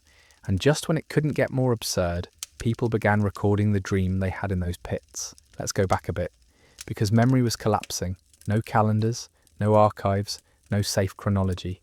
People didn't know who ruled what or when or if, so dream became timelines. Visions soaked in fever and stink, and the flesh became the key. Survivors of mortem intus often emerged with new boils, each with specific scents. One might smell like citrus, another like piss, another like iron dust in the rain. The priests catalogued these. Scent code, they called it. A new way to date events. Ah yes, the year of vinegar flesh. Back in the season of bread blood, one child's foot rot smelled unmistakably of burnt olives. A village made him king for a month, but something darker was coming. Because memory, like rot, is political. And if you can control the wound, you can control the story. A figure emerged in the highlands. Name unknown, face always wrapped in cloth. The people called her Domina Carver, the Hollow Lady. Her teachings were simple. Wounds were liars unless opened twice. That first bleed, a trick, a surface confession. You had to cut deeper, she insisted. Re-break old scabs, revisit old fevers. Only then did the body tell the real truth. Her followers used fish bones to scrape old sores until they foamed. One man reportedly peeled his back to the ribs. They said the exposed spine whispered the history of his bloodline. And still people lined up for it. Not out of fanaticism, but desperation, because the empire wasn't just forgotten, it was disintegrated. People needed something to hold on to, and if that thing was pain, so be it. At least it was honest. Children were taught their family trees not through names, but through scars. See this welt, your great-grandmother's sorrow? This knuckle lump, the betrayal of a cousin. It wasn't poetry, it was genealogy. You learned who you were by touching where your blood had screamed. But here's the twist. Some wounds started vanishing. No pattern, no cause. One day, a man would wake and find the sacred lesion on his thigh was smooth, silent. Gone, panic would follow. Was he cursed, erased, disbelieved? Communities began re-inflicting the marks to prevent forgetting. Some went further, tattooing the margins of their scabs with date codes, quotes, fever logs. They weren't wounds anymore, they were gospels. The body had become the last manuscript, and what it wrote couldn't be copied, only felt. And somewhere, in the belly of an empire long since buried, a woman pressed a burning coin against her neck. Not out of madness, not for power, but so she'd never forget who she was. Because even when the flesh forgets to bleed, the memory still itches. And that itch, that was the real inheritance.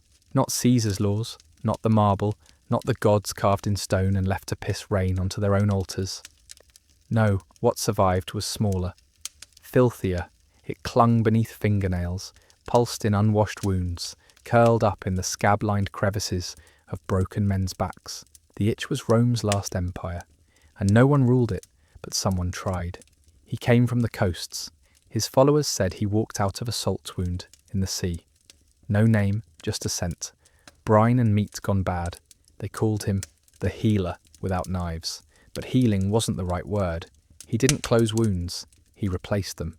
Skin peeled back like wet parchment, and in its place, ash. Sometimes tattooed, sometimes not, always cold to the touch, and just when it couldn't get more absurd, he claimed he was born without blood. Let's go back a bit. No one saw his birth, but rumours bloomed faster than infections in a humid latrine. They said his mother was a fevered nun who bit off her own tongue during childbirth, that he never cried, just exhaled steam that smelled of old leather and crushed basil, that when he was 10, a wild dog bit his leg and died instantly of rot. Whatever the truth, the people were desperate enough to believe anything. He travelled with a procession of the mute, wretches whose mouths had been stitched closed with fishhook thread. They didn't speak, they oozed. Each one carried a jar of liquid, said to be scraped from their own lesions. At each town the healer would pour the liquid over the sickest wound in the village, and the wound would silence, not heal, not scar, just vanish. No pus, no blood, no pain, nothing, but something darker was coming. Because the healed didn't rejoice, they forgot. Memories tied to that wound, gone. A man who had carried the grief of his dead daughter in a leg abscess for 20 years suddenly forgot he had a child. A woman whose belly wound pulsed in time with the song of her murdered sister now sang only silence. The people called it the forgetting cure. And for some, it was a blessing, but not for the oracles, not for the pus readers, the wound song choirs, the flesh archivists who had spent generations listening to pain. They declared war, not with blades, but with exposure. In one village, they dug up 40 of the healers cleansed, forced their wounds open with boiling brine and salt-pestled bone. The screams returned. So did the memories. One man collapsed, howling his brother's name, until his throat bled raw. The wound had not healed. It had only hidden. And the war escalated. Villages chose sides, scab faithful versus clean believers. It was no longer about survival. It was about allegiance to truth or mercy. Which mattered more, the memory or the silence? Fire spread, not from siege, but from ritual. Flesh burned nightly in the name of purity, in the name of remembrance, in the name of grief. And in one final act of rebellion, the oracles tattooed a warning on the chest of the last dying choir boy. Do not trust clean skin. It was flayed off by the healer's followers before burial, but the scar left behind still itched. Not like an infection, not even like memory. It itched like a warning, like a whisper through the dermis that no amount of ritual or rot could quiet. Because even silence has a scent, and in Rome's haunted aftermath, clean skin didn't smell of safety, it smelled of deletion. They tried to erase the oracles, the choir boys, the archivists who carved sermons into their boils. They tore down the scab temples, burned the wound atlases, flushed sacred pus jars into rivers that choked on the stink. They even banned salt. Too symbolic, too triggering, but pain doesn't dissolve in water. And memory, once carved in flesh, never really fades. It festers. And just when it couldn't get more absurd, the forgotten began returning. Let's go back a bit. They called them the sleeved. Men and women with long unbroken swaths of skin where scars once lived. Not tattooed, not smooth, just wrong, like blank pages torn from the middle of a book. They wandered back into villages with polite smiles and no recollection of anything before their cleansing. One woman stared blankly at her dying father. She didn't recognize him, but he remembered the boil she'd nursed for months after his injury. You used to sing to it, he whispered. It pulsed in rhythm to your humming. She blinked, apologized, then asked for directions back to the coast. Something was missing. Not just memory, identity. One sleeved man was shown the burial mound of his children. He calmly asked why strangers were buried in such ornate graves, then politely excused himself to vomit. The bile came out clear, but something darker was coming, because the flesh was starting to reject the forgetting. Scars re-emerged, but twisted. Healed lesions began to boil again.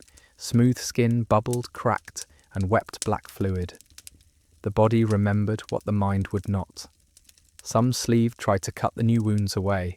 Others begged the old oracles for forgiveness, pressing their faces into sacred scab stones left buried in forest shrines. One boy sliced his forearm open and stared at the blood like it was an old friend. He whispered, "There you are." They weren't healed, they were emptied. The oracles called it the hollowing. It had a pattern. Stage 1, the forgetting, blissful, numb, obedient. Stage 2, disconnection, names faded, relationships fractured. Stage 3, the re-wounding, flesh clawed for memory, and if it didn't get it. Stage 4, collapse. And collapse didn't mean death, it meant shattering. A girl from the southern lowlands simply fell apart. Her skin sloughed off without pain. Her bones turned soft. Her mother described it like watching a wax statue melt in the sun, screaming not from pain, but from not knowing why she screamed. The healer, without knives, disappeared. His mute followers were found months later, sitting in a dry riverbed, jars smashed at their feet, mouths unstitched. They'd bitten off their own tongues. Some said they'd finally remembered. Others said they'd just run out of lies, and the choirs returned. Not in glory, not in triumph, but in need.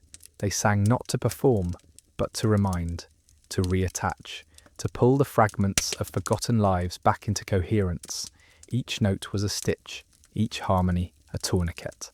They bled through song and bled with purpose, and the people came crawling, because now forgetting was more terrifying than pain. Now, the only salvation was scarification. And as the first choir of remembrance hummed in the ruins of a burnt amphitheatre, a blind man with a stitched chest leaned forward and asked, voice trembling, "Does anyone here still remember me?" The question hovered in the air, sharp as vinegar on an open wound. No one answered, not because they didn't care, but because they weren't sure.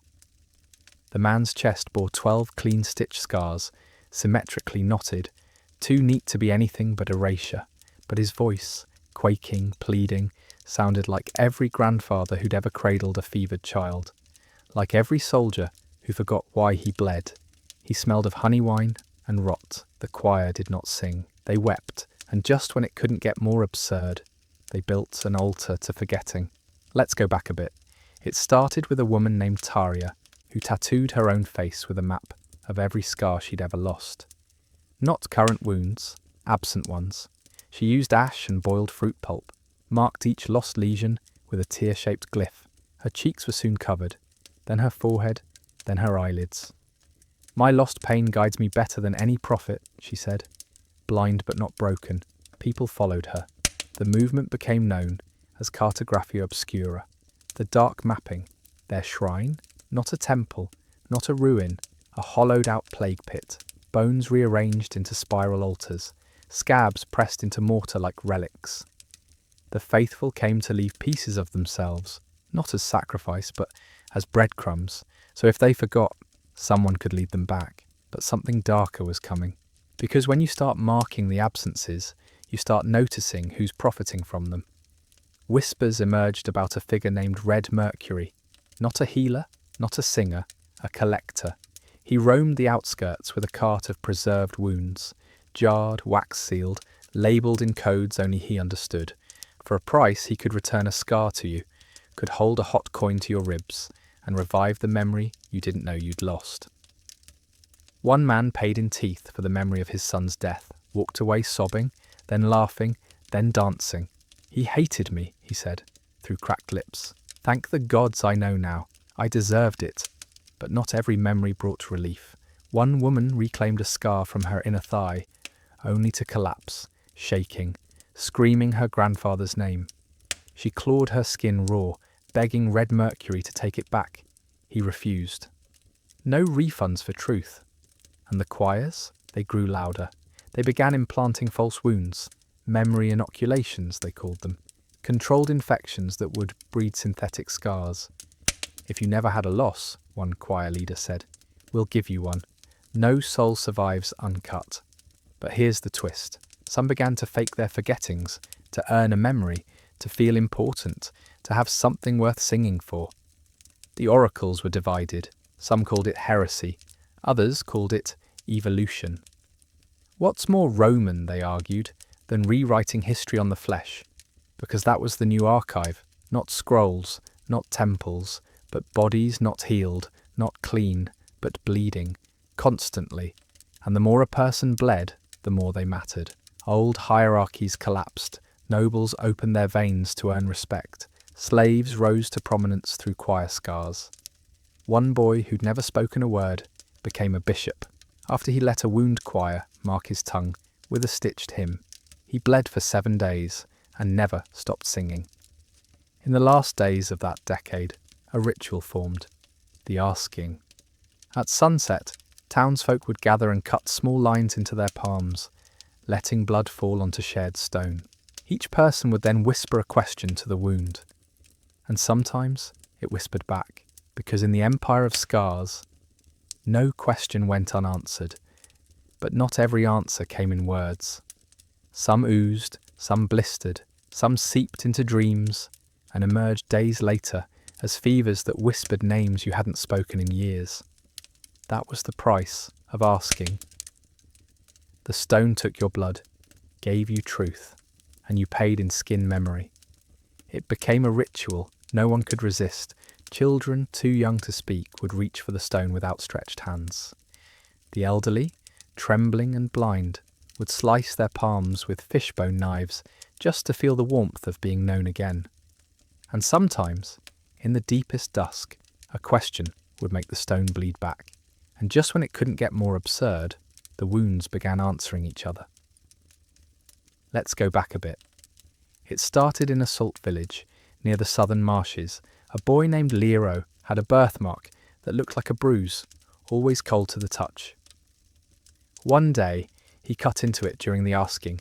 His blood hissed as it hit the stone, and across the village, an old woman screamed. Her hip, long since healed from a spear wound, split open anew.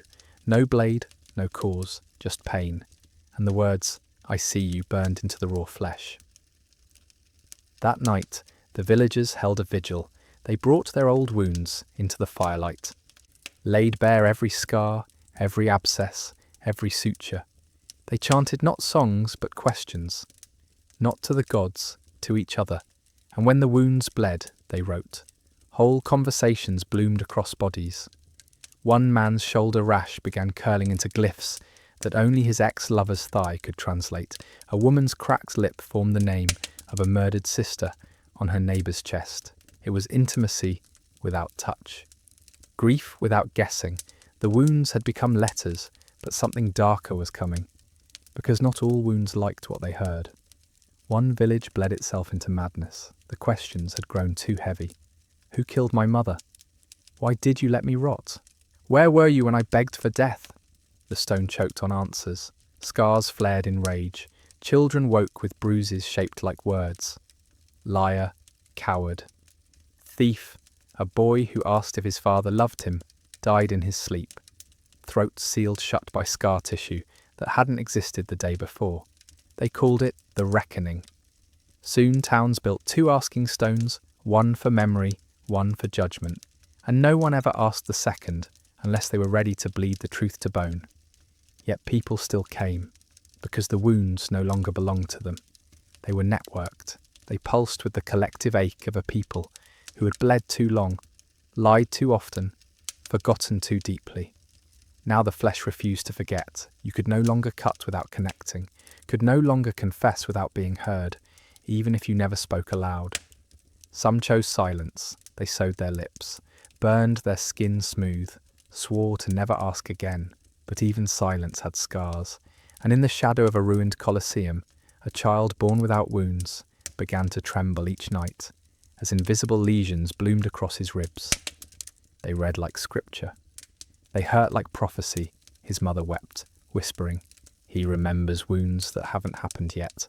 Because now the body wasn't just a record of the past, it was a prelude, and what it sang was warning, not in screams, not in blood, but in silence that ached, in shivers that moved across unbroken skin like ghost scars.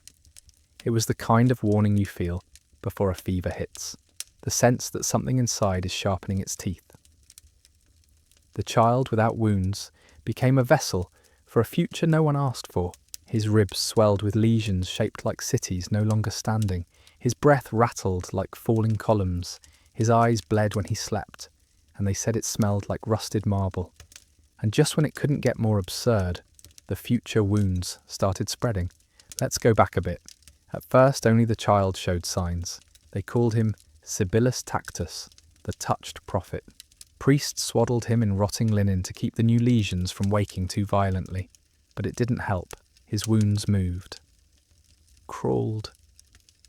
One morning, his navel split open and revealed a glyph shaped like an eagle's beak. By dusk, 3 women in the northern highlands reported identical slits appearing on their backs, with no cause. Then came the dreams. Villagers began waking with phantom pain in places they'd never been hurt. Some bled, others itched uncontrollably. A few tore their own flesh open to release the sensation. What emerged was worse than pus. Knowledge, dates, names, cries in languages no one remembered learning. Wounds were no longer just wounds, they were premonitions, living letters written in the dialect of ruin. But something darker was coming, because prophecy demands sacrifice, and the people, already steeped in a theology of flesh, believed they owed their skin to time. They began carving out patterns they didn't understand, mimicking the prophet's lesions. Some were punished, others changed. One woman inscribed a spiral onto her belly, using fishbone dipped in grave ash. Within a week, her womb flooded with salt water. She gave birth to a child with no eyes but 20 teeth. The choirs called this the blooming. A wave of auto-inflicted prophecy swept across the empire's corpse. Temples were raised not in hatred, but because their foundations bled. Wound priests pressed ears to the stones and heard breathing. Fields were ploughed only where the soil oozed. Death wasn't feared. It was consulted. People licked the ribs of the freshly dead, trying to taste the direction of their own ending. But here's the twist. The wounds lied. Not all, but enough. Some prophecies bled in reverse, others tricked. One village followed a lesion's map carved into the back of a calf and ended up in a chasm of fireflies and bones. They stayed for 7 years. When they returned, none remembered their names. Just the phrase, "We are the skin between 2 futures." The prophet never spoke. His body became a scroll, a shifting mural of agony and foresight. Every week his spine cracked to reveal new symmetries. Some said they matched the constellations above Carthage. Others claimed his kneecaps whispered Rome's next collapse. And still, people begged to be touched by him, even knowing the cost.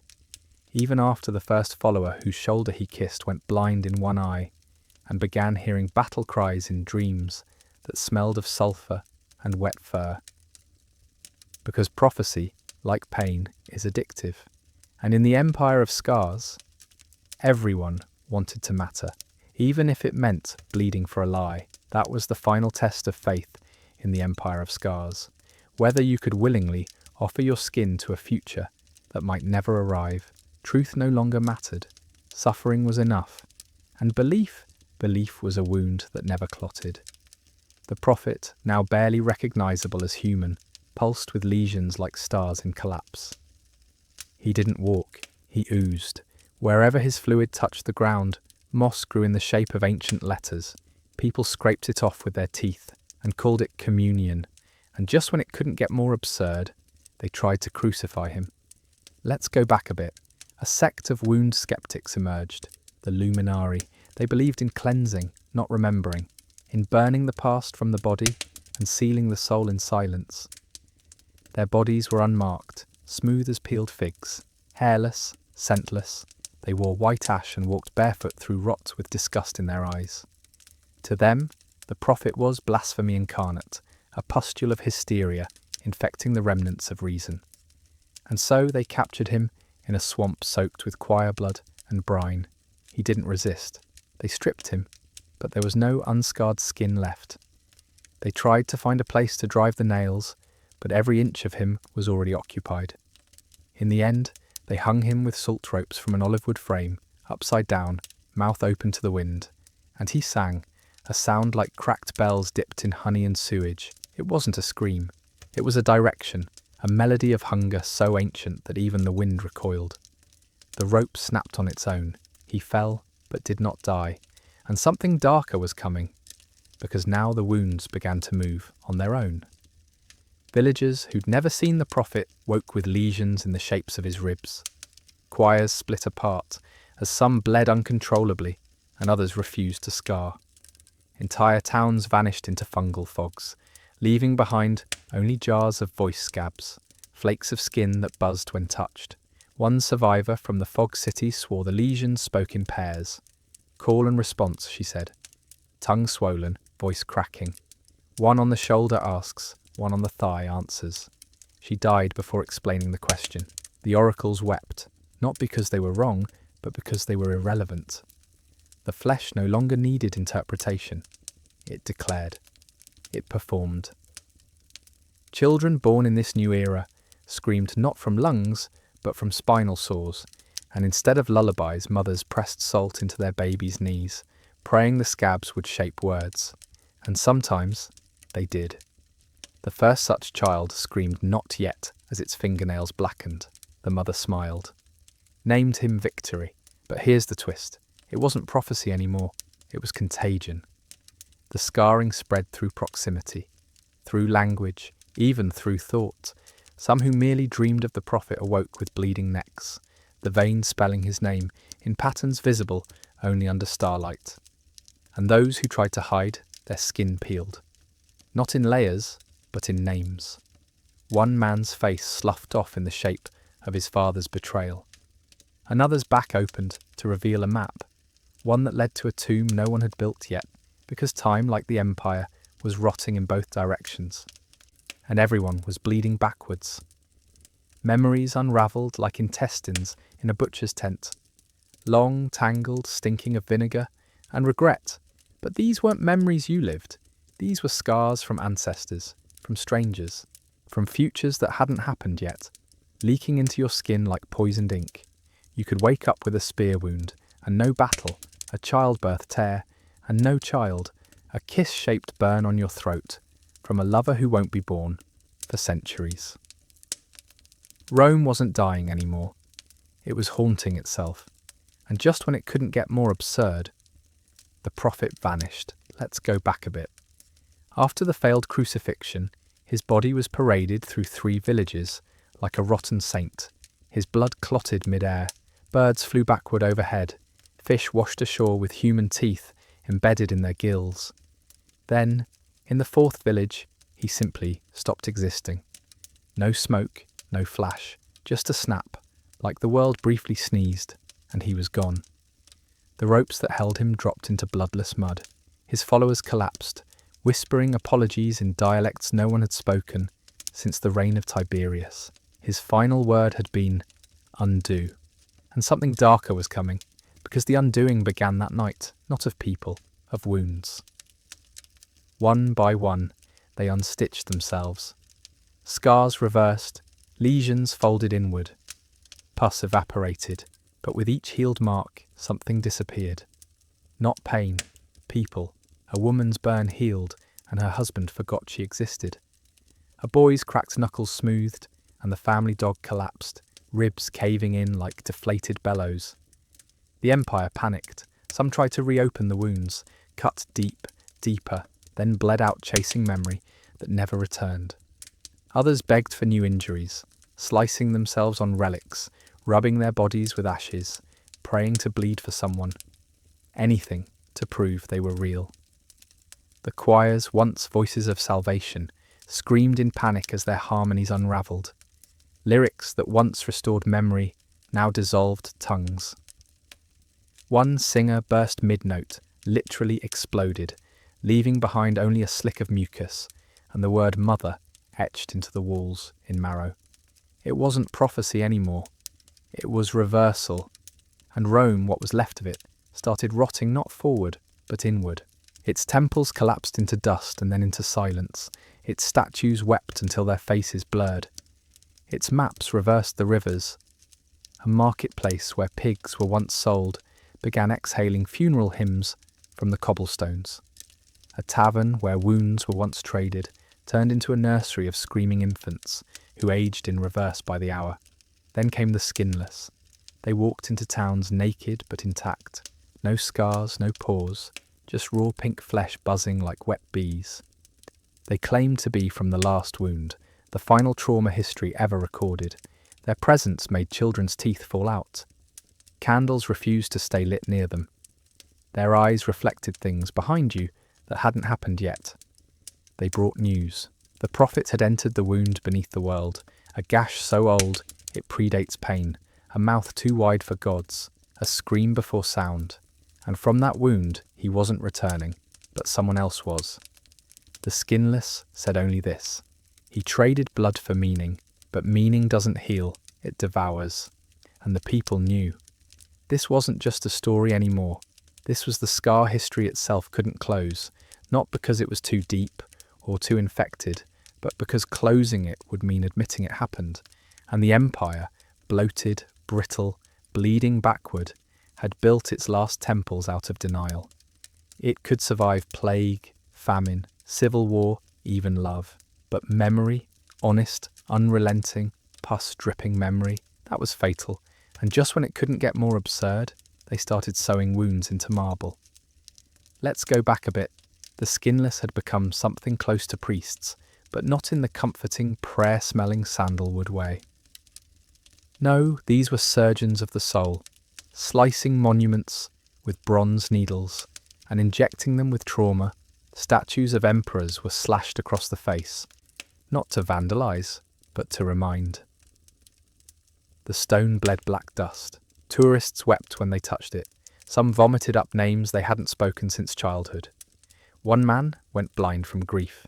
He kissed the wound on the statue's arm and whispered, "That's where my mother died." It wasn't art, it was infection, but something darker was coming, because the wounds in marble started to speak.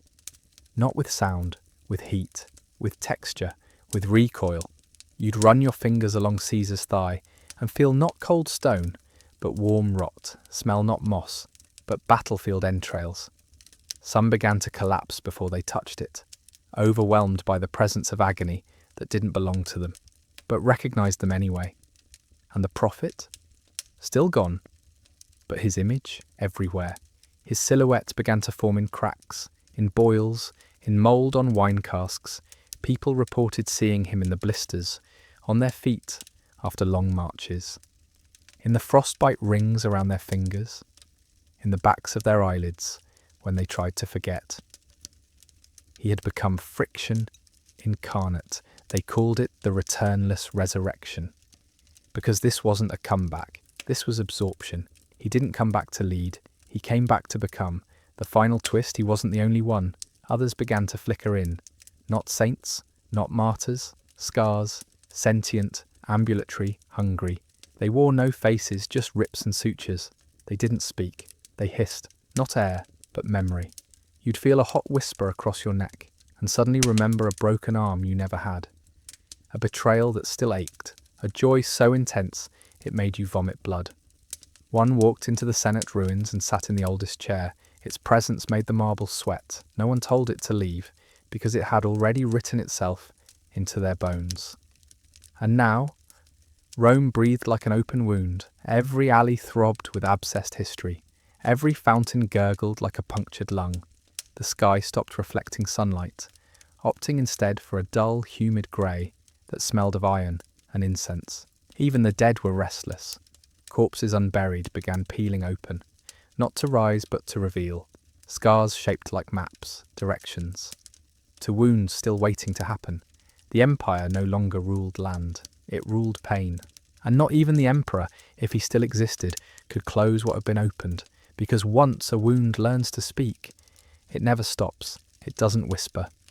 It hums, low, bone deep and constant, like a chorus of forgotten names echoing from a cistern no one's dared to seal. That's what Rome had become.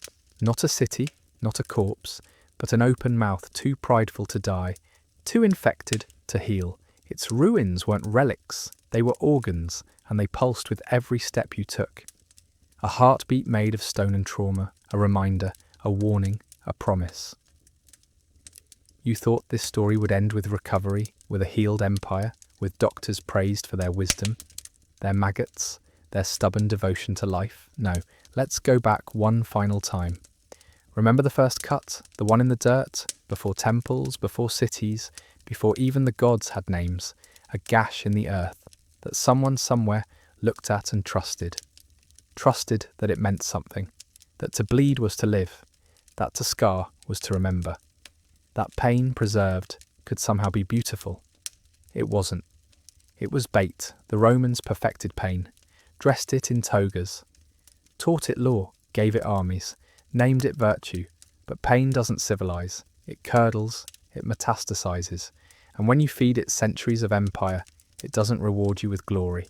It claims rent. This was Rome's final truth. It didn't fall. It festered. From its own obsession with wounds, how to inflict them, how to interpret them, how to worship at their oozing altars. Medicine wasn't about healing. It was about control. And maggots, they were never a cure. They were a mirror, a reminder that even the most advanced civilization still trusted bugs to clean its rot. And when the prophet told them to undo, that wasn't mercy. It was permission. Permission to stop pretending. To admit that under every bandage was a grudge, a betrayal, a truth no one wanted voiced. And once those truths began speaking in pus and fever and hallucinated song, there was no returning. The wound beneath the world stayed open. Children were born screaming in languages no one taught them. Rivers bled upstream. Bones refused burial. Pain became the only inheritance. People traded scars like currency. History became a disease. And Rome, oh poor Rome, forgot it was ever anything else. And what of us? We call it ancient. We walk its ruins with sandals and sunglasses and selfie sticks, pretending the stones aren't still breathing. But if you press your hand against the right pillar, just the right spot, on a hot enough day, you'll feel it, that little itch, the one that says, you remember. But don't worry, it remembers you too. So what does that say about us?